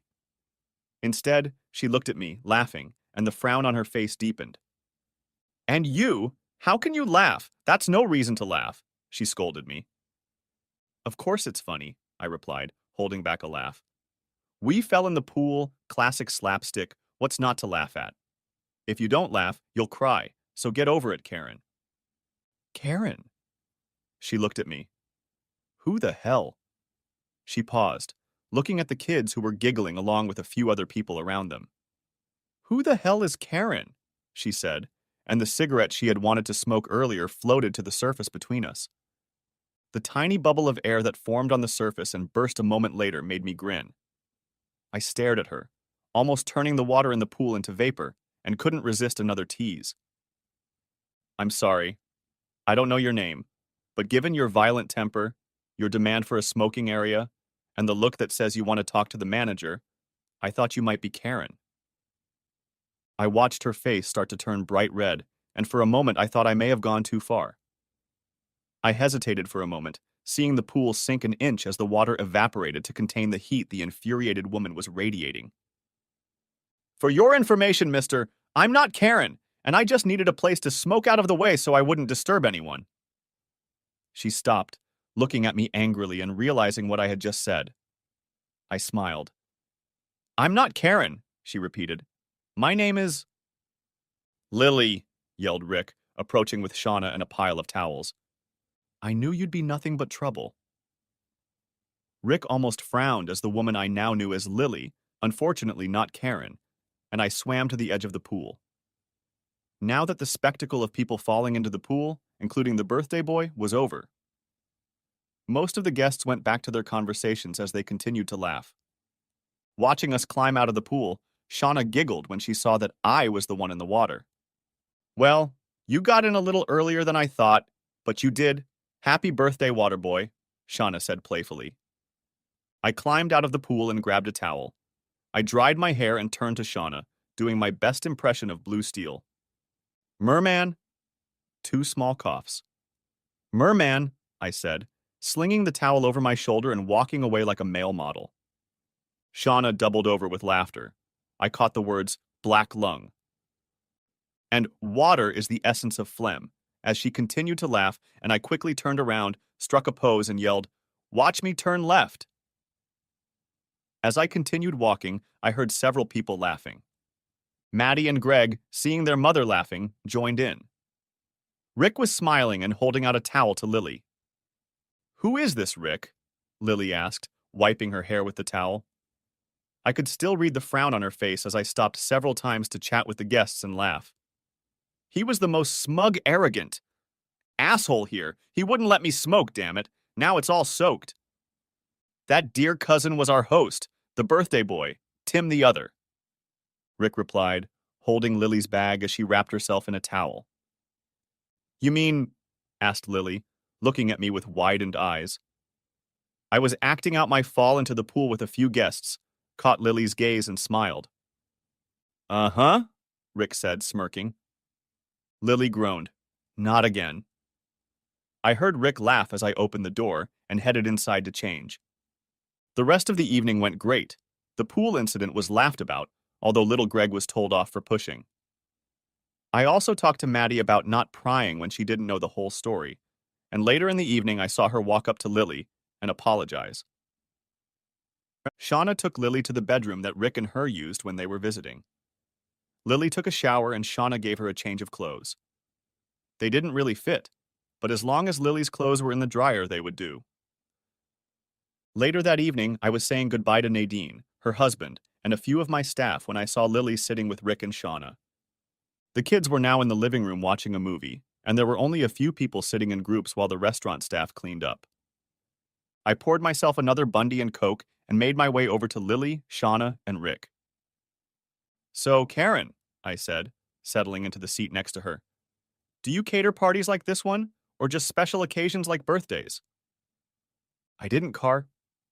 She paused, checked herself, and smiled. Only birthdays of arrogant men who make their kids push me into the pool. I laughed. It's not mine, it's theirs, I said, pointing to Shauna and Rick. Confusion was reflected on her face. But I thought they were yours. Maddie, the girl who came to defend my honor, is too. And here's little Greg. He belongs to Shauna and Rick. Oh, Lily said, lowering her gaze to her hands for a moment. So you and Shauna, came the question. Yes, Lily, Shauna said. Tim and I were once married, and Maddie is our daughter. A flash of anger flashed across her face, but was just as quickly replaced by deep sadness. She looked at Shauna. How can you, Since he's your ex and he's like that himself, how can you be in the same room? There was a pleading tone in her voice, as if there was some pain inside her that she didn't know how to express. For a moment, no one said anything. I think we all realized that this had turned from a casual sit-down into something very serious, and very quickly, "Guys, let me take this one," Rick said, looking at Shauna, then at me. We both nodded. "I think Lily needs to hear it from the outside first." "Let me explain. Lily is my third cousin. She comes from Kingscliff. She has—" Rick paused, thinking about how to explain. "She's had a rough time the last few years, and the family thought it would be good for her to get away for a while. She arrived this afternoon, and I asked her to meet us here so she could meet a few people before spending the next 2 weeks with us. Unfortunately, she didn't get to meet Shona or the kids before they arrived, hence the confusion." I smiled. That explained a lot. But there was something else. Something that hadn't been said yet.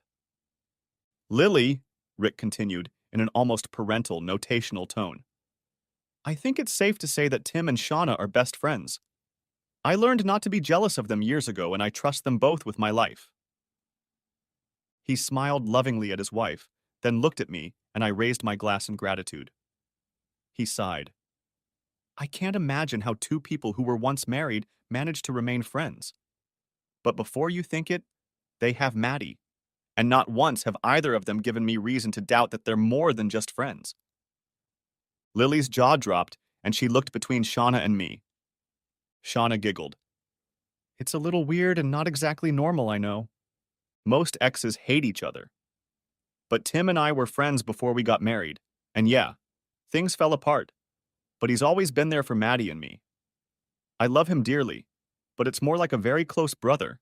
We now know we shouldn't have gotten married. But right after my husband—" Shauna looked at Rick for a moment with loving eyes. "There isn't a person in this world I trust more than Tim." I just sat back and sipped my drink. I laughed a little at the woman and guessed there was more to her story that I didn't know. But getting involved now wasn't the right thing to do. Something occurred to Lily, and she looked at me for a few moments.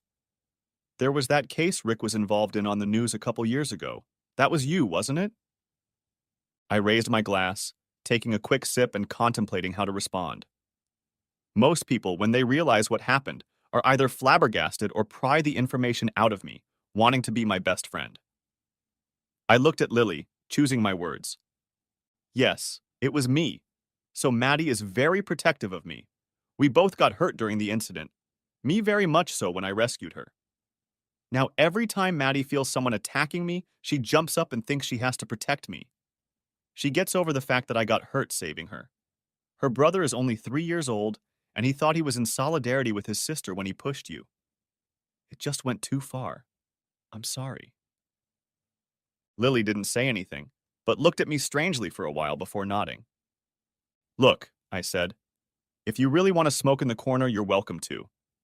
With so many people here at the time, I just didn't want people to see it or the kids," I finished as I took another sip of my drink. Lily stared at me again. It's a shame she's so dismissive of the world and also smokes. Otherwise, she could be quite attractive. That would be nice. She paused, tilted her head to the side, then shook her head sadly and sighed. "No, it's okay. I know it's a bad habit I picked up again recently after." She paused. A tear suddenly appeared in her eyes. She glanced briefly at Rick, then stood up and walked towards the corner. I looked at Rick and he shook his head gently. "That's a story for another time," he said. When Lily came back to the table, we saw that she had been crying. We were just discussing the Star Wars series, The Mandalorian. Rick and Shauna weren't fans like me, but they had watched several shows with me over the years, and following the exploits of the Mando was one of them. I tried to convince Rick that in the future, Mando would have to fight several other Mandalorians for the Darksaber. But Rick didn't see it that way. "That's the way it has to be," Lily said, surprising us, and it was reflected on our faces. And I saw the first smile on her face and realized that there was beauty lurking beneath the guise of a woman, ready to sizzle the whole world at a moment's notice. And not for the first time I wondered what had hurt this woman so badly. "I already told you," I replied. using a line from another character that many of my friends used in response. I watched as Lily tried her best not to smile, but she failed miserably as both Rick and Shauna laughed. Lily blushed, but they smiled and I even thought she relaxed. Star Wars fan? I asked the slightly unhinged woman. More of a science fiction fan, Lily admitted. I didn't even need to look to see Shauna's intense stare. I just ignored it. Around midnight, the last of the guests dispersed, leaving the four of us and the kids passed out in lounge chairs inside the hotel.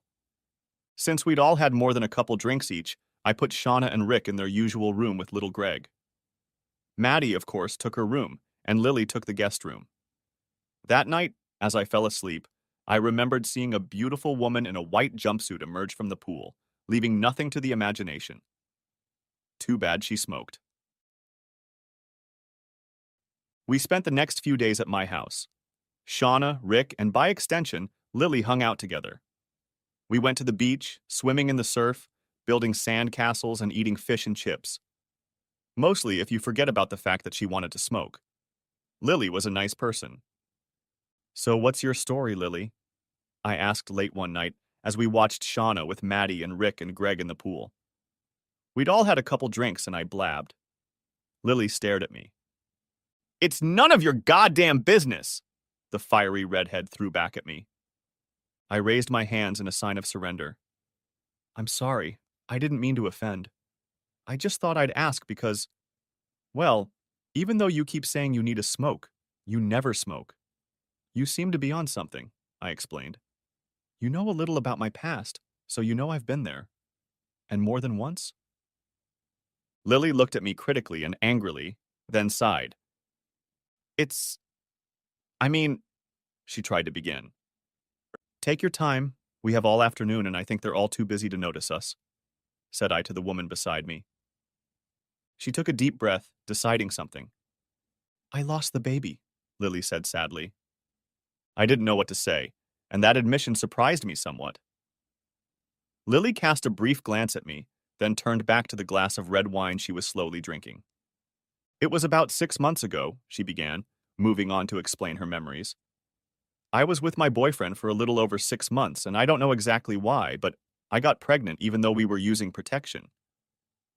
When she looked at me, I didn't say anything, but nodded in acknowledgement. I was a little worried at first, since we were both so young in our relationship. But less than a week later, I was happy with the idea. My boyfriend Aaron, he was less, she mused. Anyway, we fought and yelled at each other, and as soon as I started showing myself, Aaron started coming home later and drunk.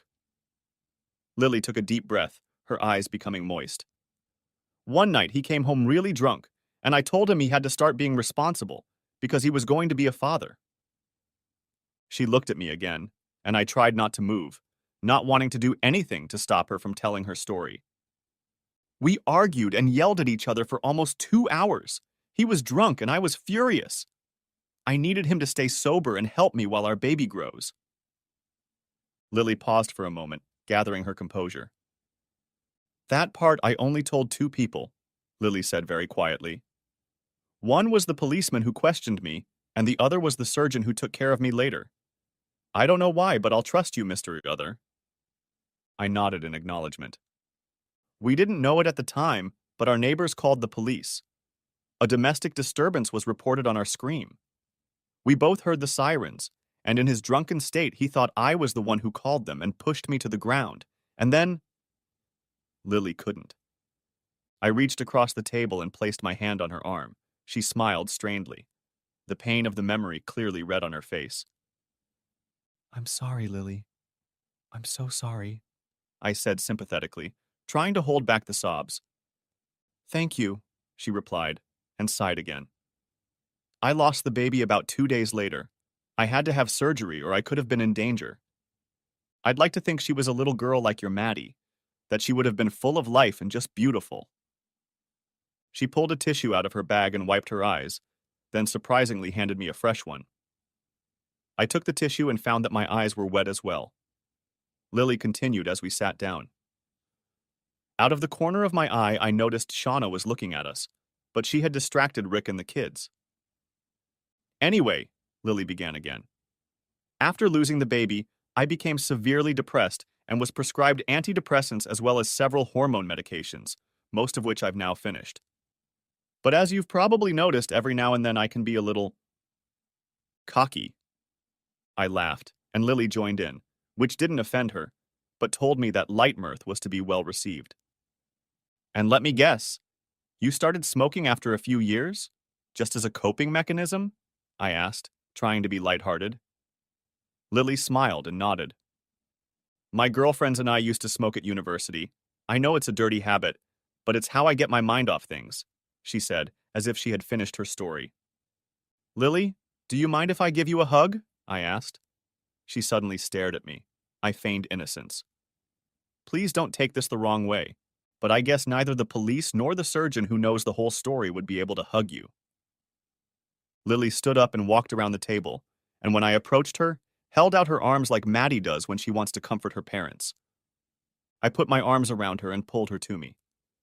At first, she was as still as a board, but after a few moments she relaxed and suddenly clung to me so tightly that the walls of the dam collapsed.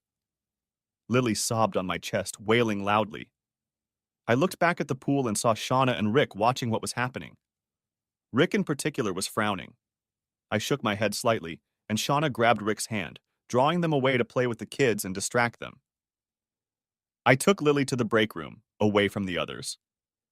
We sat down and Lily continued to sob, never once looking up, all the while resting her head on my chest and her arms wrapped around my hands.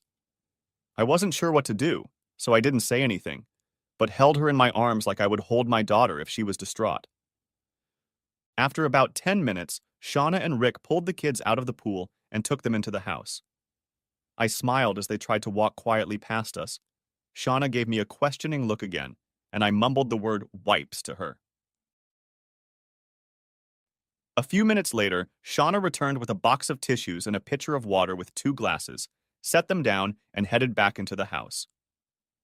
This activity must have thrown Lily off balance because she looked at the pool, then at me, then at the napkins and water. Her eyes were puffy, and the mascara she had used earlier had dripped badly. I took a tissue and wiped away her tears, then poured a small glass of water and handed it to her. Here, I said. She silently sipped the water and then settled back into my arms. Are you okay? I asked. Lily shook her head, then looked up at me and nodded. Yeah, thanks. I didn't realize I needed it. I smiled. It's okay. When I divorced Bridget, Shauna did something similar. I probably had worse makeup than you. Lily laughed, looking at the napkin in her hands. It's really special to you. Shauna, I mean, asked Lily. She's my best friend, and always has been. Shauna and I have been through hell and back together, and any time I really needed her, she was there for me, I replied. Even during your divorce? Asked Lily, and I sensed she was trying to find balance by asking about my relationship. I nodded. Even then. Sure, there was a lot of yelling, and even though we got Maddie in the bargain, we shouldn't have gotten married. But in the middle of it all, I realized that I was better off with her than without her. Just not to marry her. What about your second wife, Bridget? Asked Lily. I sighed. I hate to admit it, but I married Bridget out of calculation. It wasn't the smartest move, and if I had looked at things sensibly, I would never have done it. Bridget had been cheating on me for quite some time. I loved her, or thought it was love, but all the evidence I gathered showed that she never loved me. I was just a meal ticket. Lily looked up at me. I'm sorry to hear that, Tim. Despite the impression of a first-class bitch I gave you when we first met, you turned out to be a lovely person. Bridget was an idiot. Any girl would be lucky to have you. I raised an eyebrow. Any girl? I interjected. Lily nodded. Yeah, if only I could be like that. Before she could finish the sentence, I had already gotten to the point. I covered her lips with mine and kissed her. Her eyes widened for a moment, then closed, and I felt that hurt, angry, but beautiful woman pouring into me again.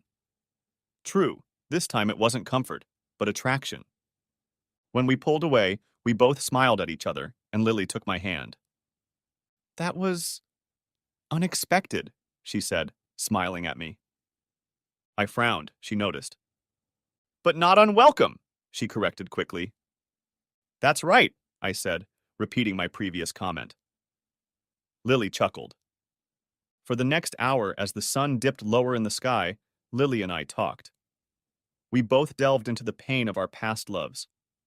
She told me that her ex was now in jail on numerous charges, including assault and DUI. The night she was assaulted by him, he had gotten behind the wheel nearly 3 times over the legal limit. Jail was a good place for him. By the time the sun had set and the lights came on, Shauna and the kids were out of the house, followed by Rick with a pizza from Mom's grocery. Fresh and hot, with homemade Italian sauce, fresh mozzarella, and basil on a traditional pizza crust, cooked in a real wood-fired oven. The conversation was a little tense for a few minutes, but Lily deftly explained to Shauna and Rick that we were discussing some grudges from our past. She didn't go into detail, but she told just enough to appease Shauna's inquisitiveness. I knew Shauna would question me later. After dinner, we all went home. Maddie was with me this week, and Shauna and Rick took Greg and Lily to their place. Our hug with Lily was awkward, but there was a note of affection that neither Shauna nor Rick missed. As Maddie and I were getting ready for bed, Maddie let me know she didn't miss me either. Daddy, my daughter began, in a tone that suggested she wanted to talk to me about something serious. I sat down on the edge of her bed while she brushed her hair. You like her, don't you? My perceptive daughter inquired. I think I do, Maddie. She's been through a lot. In some ways, even more than we have. But we've only known her for a couple days. Let's give her time. We don't want another Bridget on our hands. Maddie snorted. I don't think Lily is like that bitch. I frowned upon hearing her words, Maddie remarked. Sorry, Dad. I meant that undeserving woman. I laughed. Maddie was growing up fast. In a few more years, boys would be in high demand, and then watch out world. It's okay, Maddie. Bridget was a bitch. Maddie and I smiled at each other. But just watch your words, please. And Lily, who knows? But what do you think? Maddie chewed on her lower lip for a second as she continued to run the brush through her dark blonde hair. You're right, Dad. She's not like Bridget, and Mom and I were watching you two this afternoon. Oh, you were watching, were you? I asked, smirking, and Maddie blushed. She likes you, Daddy. A lot, if Mommy and I are right. Just rest assured, Dad. I don't get that weird feeling I got from Bridget, but she's damaged too. We can all see it. She is. She's had to deal with a lot over the last few years, and none of it is her fault, I told my daughter. Like what? Asked Maddie. I can't tell you, Pumpkin. Lily told me in confidence, and I won't betray her. I thought Maddie was going to argue with me, but she only nodded curtly. After that, we moved on to school and homework, the way parents usually do when pushing their kids to get them ready for the school week. Later, I was sitting in my office, going through emails and planning my week when Shauna called. I don't know what you said or did, but that woman is just fascinated by you, Shauna said, feeling like I was being told off. Hi to you too, I laughed, switching to my Bluetooth headset and calling up the schedule for our program sprints for the next month.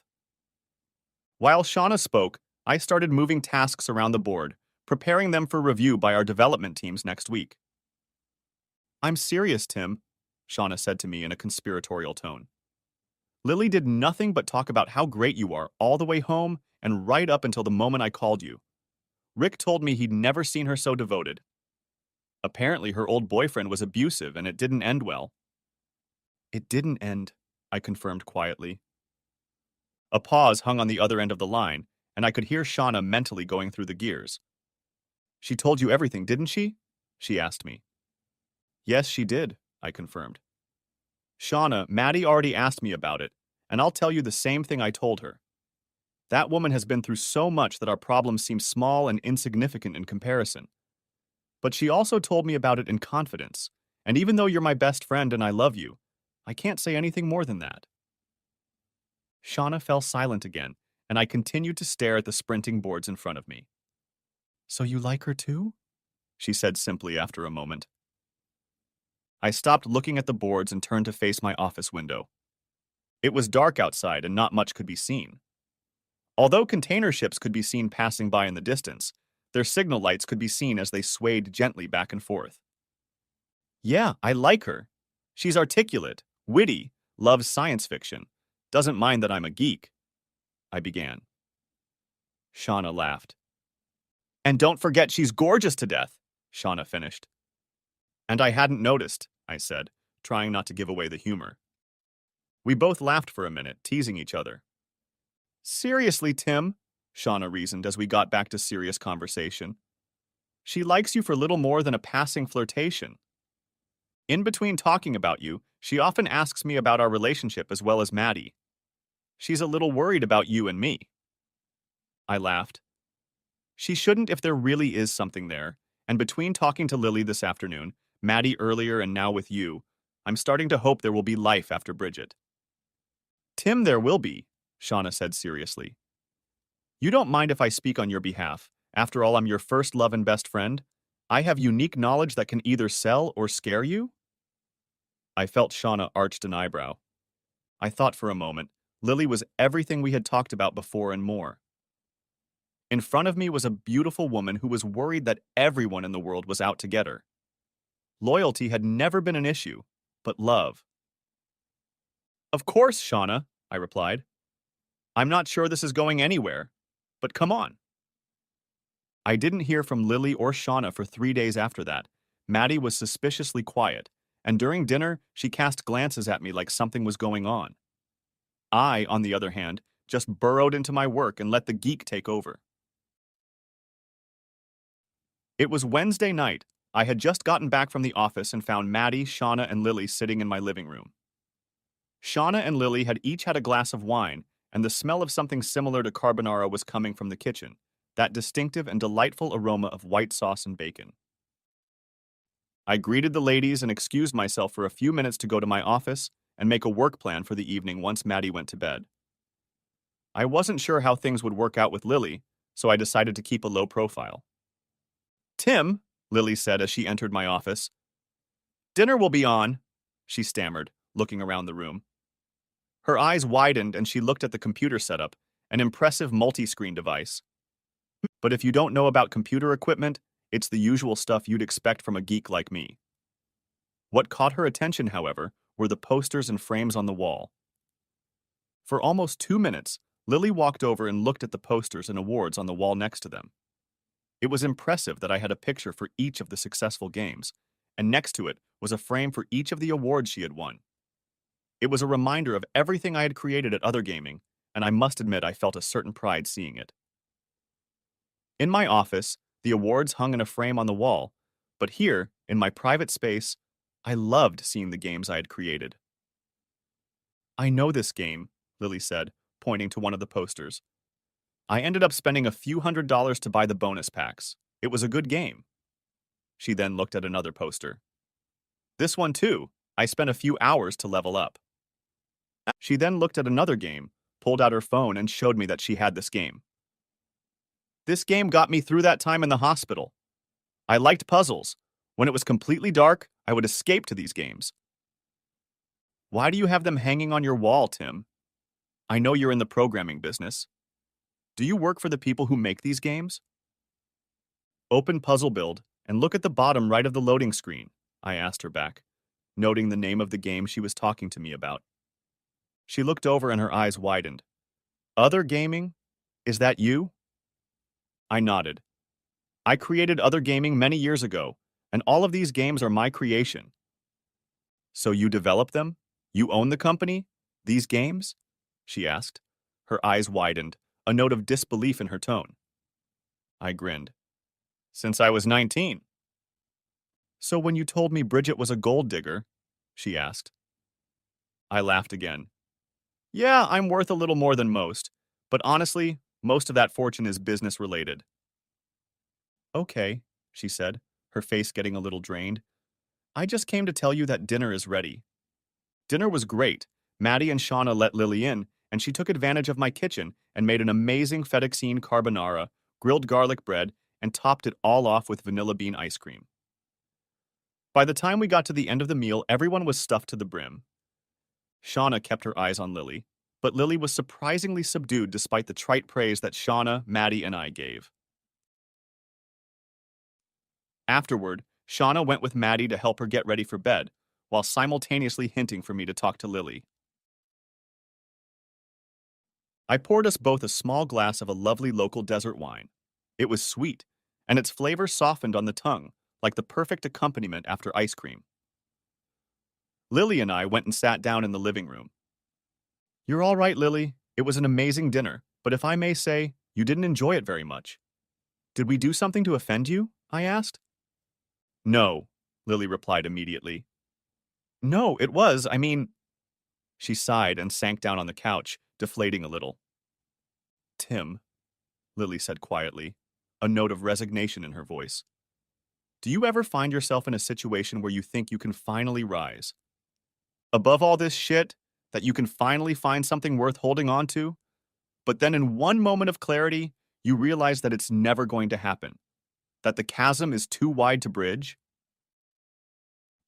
I studied Lily for a while, not quite sure what she was talking about, but I figured it had something to do with our serious conversations about her past. I sipped my wine.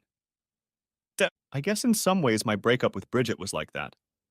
I really loved her, and when I found out the truth, it broke something inside me, something that still feels empty. But I can't figure out how to fix it, but I know I have to do it. It's my ravine I'm trying to cross. Does that count? I asked.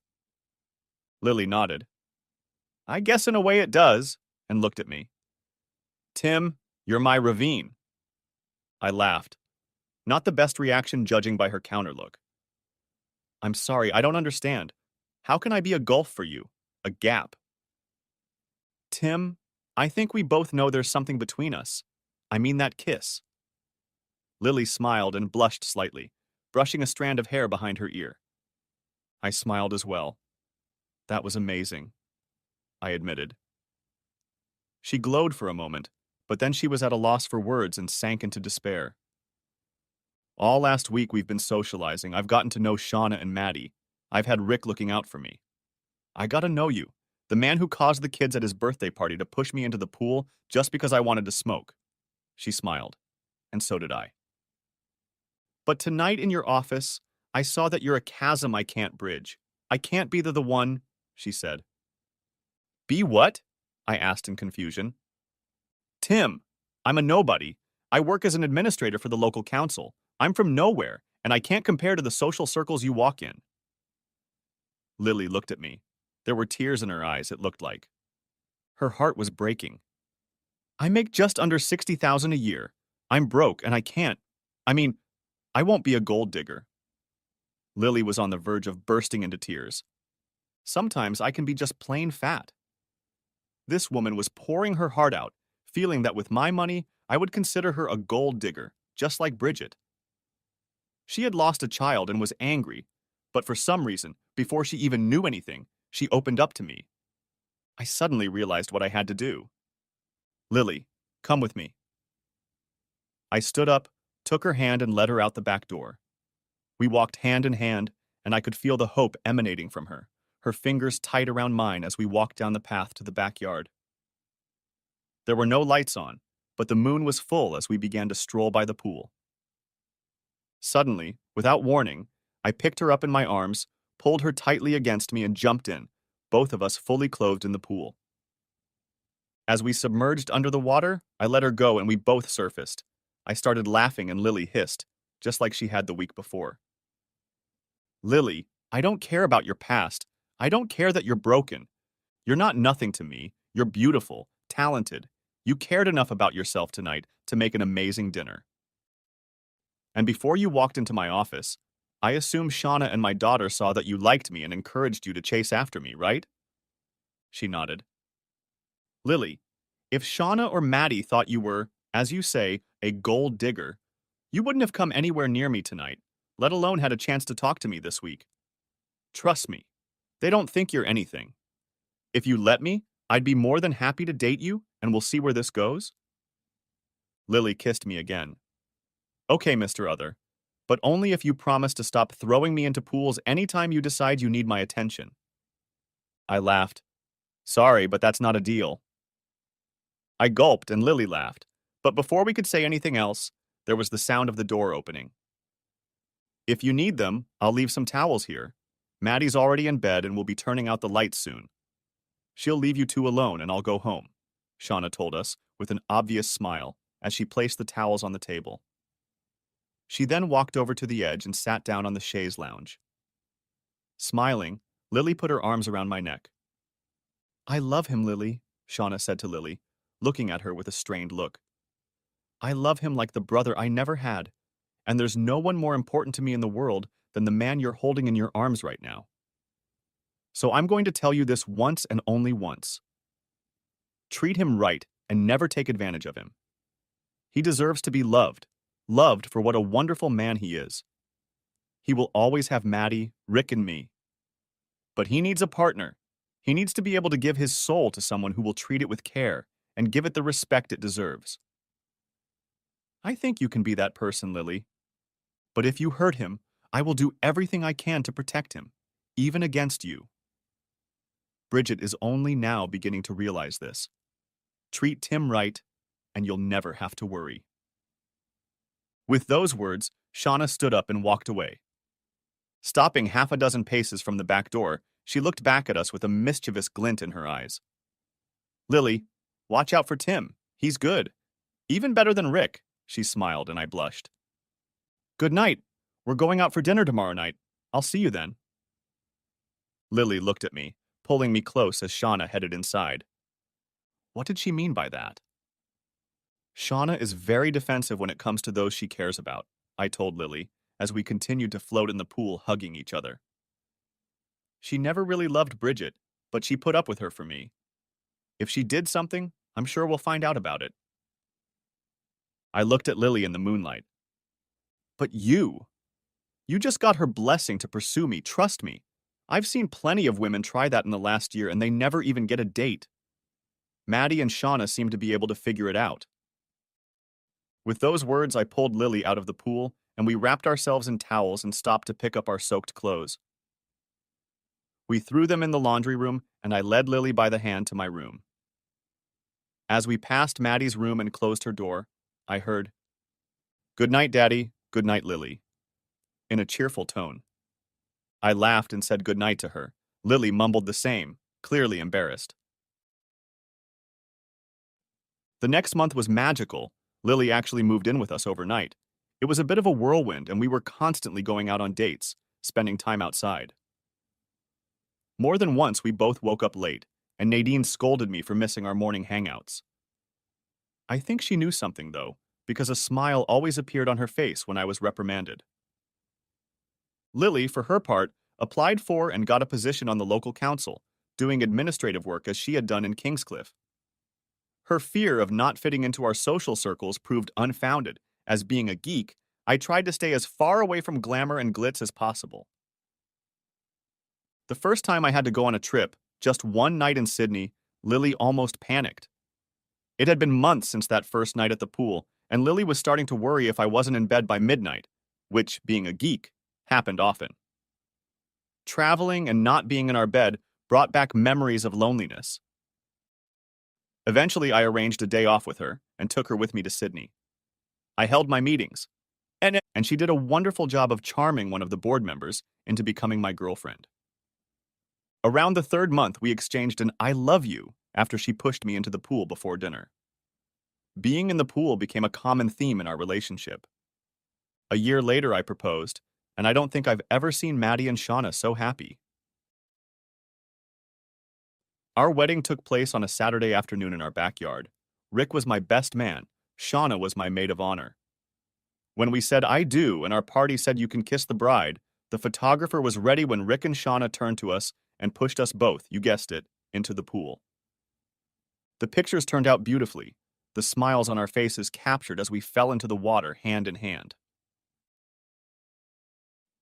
Our honeymoon was in Europe, and we spent almost a month sightseeing and visiting almost every country. Lily and I found that we were very well suited for each other. Yes, we fought sometimes. But after the emotions were vented, we talked things out. I found that she was insanely jealous of me, and the only women who could talk to me without triggering her anger were Shauna, Maddie, and Nadine. Any other would find themselves facing the fiery red-haired woman in a matter of seconds. If I had worried after 2 previous marriages that fidelity would ever become an issue, 2 events that occurred on our first wedding anniversary put that issue to rest. The first occurred on one of the rare evenings when Shauna and Lily had a bachelorette party. They went with several women, some married and some single, to a local club. All the women danced together, and although the single women often accepted dance invitations from single guys, neither Shauna nor Lily would dance with any men. Shauna informed me of this 2 nights after it all happened. "Seriously, Tim, you can't blame Lily. It's not her fault," she told me. Lily was on the phone with our lawyer. I went to the restroom for a few minutes, and immediately, security told me these 2 guys started hitting on her. When they didn't take no for an answer, one of them tried to escort her out of the bar in front of the 2 ladies still sitting with her at the table. The second guy grabbed Lily, she elbowed him in the stomach, and when he fell, used her purse to hit him in the head, screaming over and over again that she was a married woman and her body belonged only to her husband. They can both get the hell out and burn in hell. And things like that, Shauna told me with a grimace of amusement on her face. When the club's CCTV footage was shown in court, the charges fell flat, and the judge sentenced the 2 boys to 6 months probation with a warning to make them realize that no means no. And the second incident happened about a month after our first wedding anniversary. We spent it camping on Fraser Island in Queensland, relaxing on the beach. After that week, I realized why the locals use the term white pointers, as Lily almost never wore a tank top when we played in the surf. Anyway, I digress. The second incident happened about a month after that. Lily went to visit Bridget.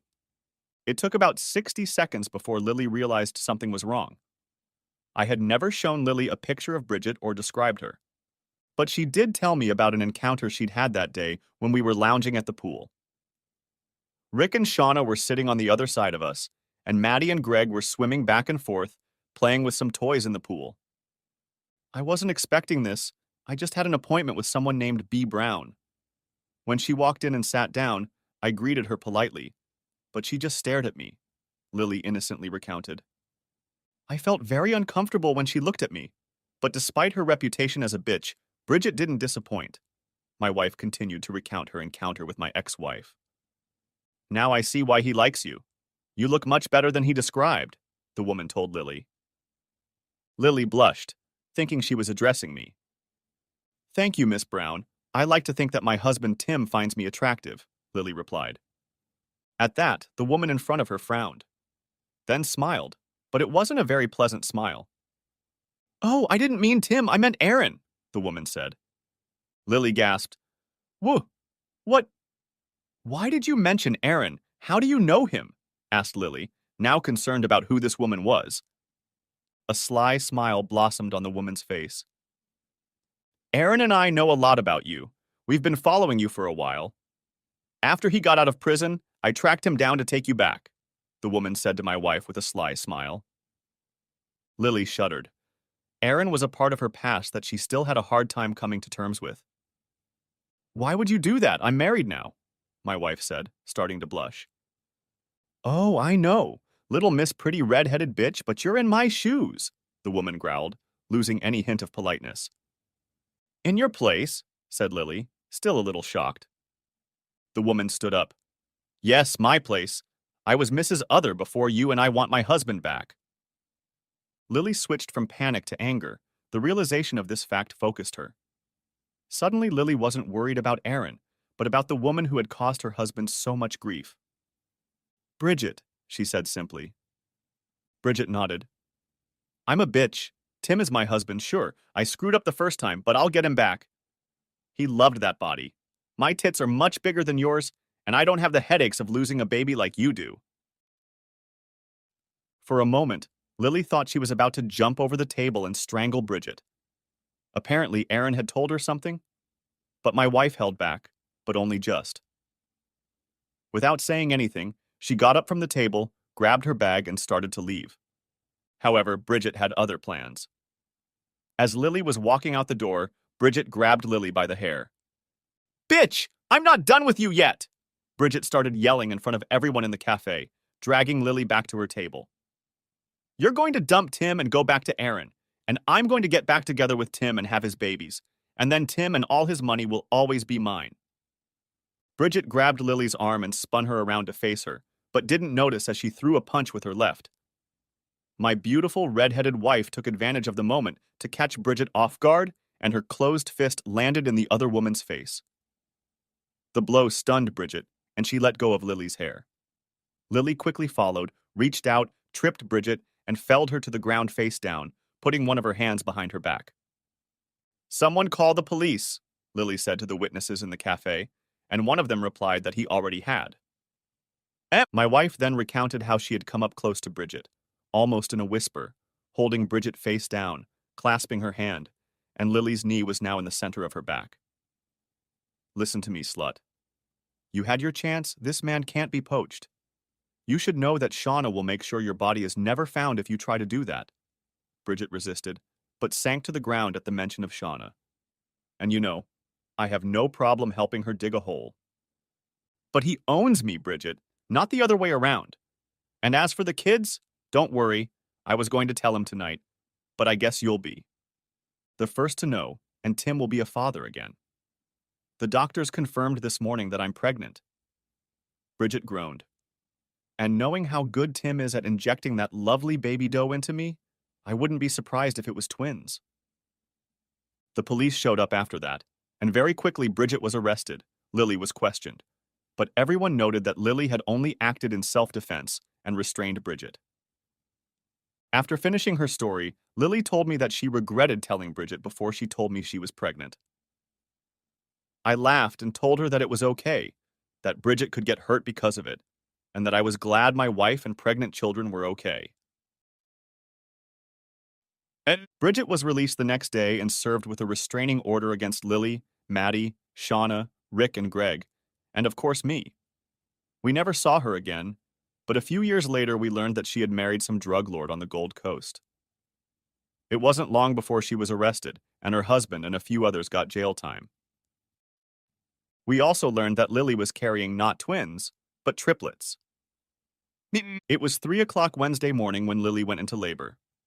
Connor, Adam, and their sister Jessie were born via C-section not 2 hours later. The doctors didn't want to risk triplets and complications. I was by Lily's side the whole time, on the other side of the curtain in the operating room. My wife was brave, and I loved her even more for it.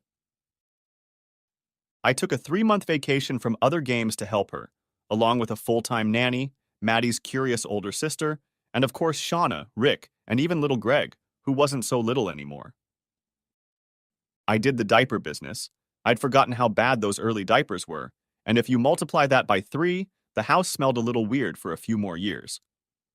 But as with all things, we got on with life, and Lily and I had a few fights when we were exhausted. I think I just walked away one day, going to Shauna and Rick's house before I calmed down. Now the triplets are 3 years old, and we spend our typical Saturday afternoon by the pool at our house. 15 minutes ago, I threw Lily into the pool for dropping a crude joke about how William Riker in Star Trek hits on all the women, so I should be more like Riker and hit on her more often. I did just that and dropped her in the pool. She responded by grabbing me with a big smile and pulling me with her where we laughed and kissed. The kids thought it was great, and within minutes the whole family was in the pool.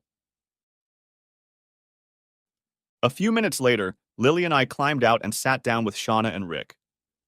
Shauna was still my best friend, and I couldn't have done it all without her. A couple years later, Lily and I sat down and talked with Shauna and Rick about Lily's past. Rick didn't know everything, and it made the four of us even closer. So on a lazy Saturday afternoon, Shauna pulled out a deck of cards while the kids played. The adults got down to serious business. "She's cheating on you," Shauna said, leaning over and whispering in my ear as the two of us watched Lily from across the table. For a moment, I almost panicked. The last time Shauna had said those words, my world had nearly collapsed. But this time I smiled. "I know," I whispered back, and Lily smiled back at me. I looked back over my shoulder at the large mirrored doors reflecting the view of the cards I held in my hand. The angle was perfect, so my wife could see what I had in my hand. He knows what's good for him, Shauna, Lily said with a smirk, laying down the next cards. He knows that if I win now, he'll win later, she said, casting a knowing look at me. And to answer the question, yes, I did win later, and twice at that, but that's a story for another time. The end. Thanks for watching. I hope you enjoyed it, so subscribe to my channel and watch the next video.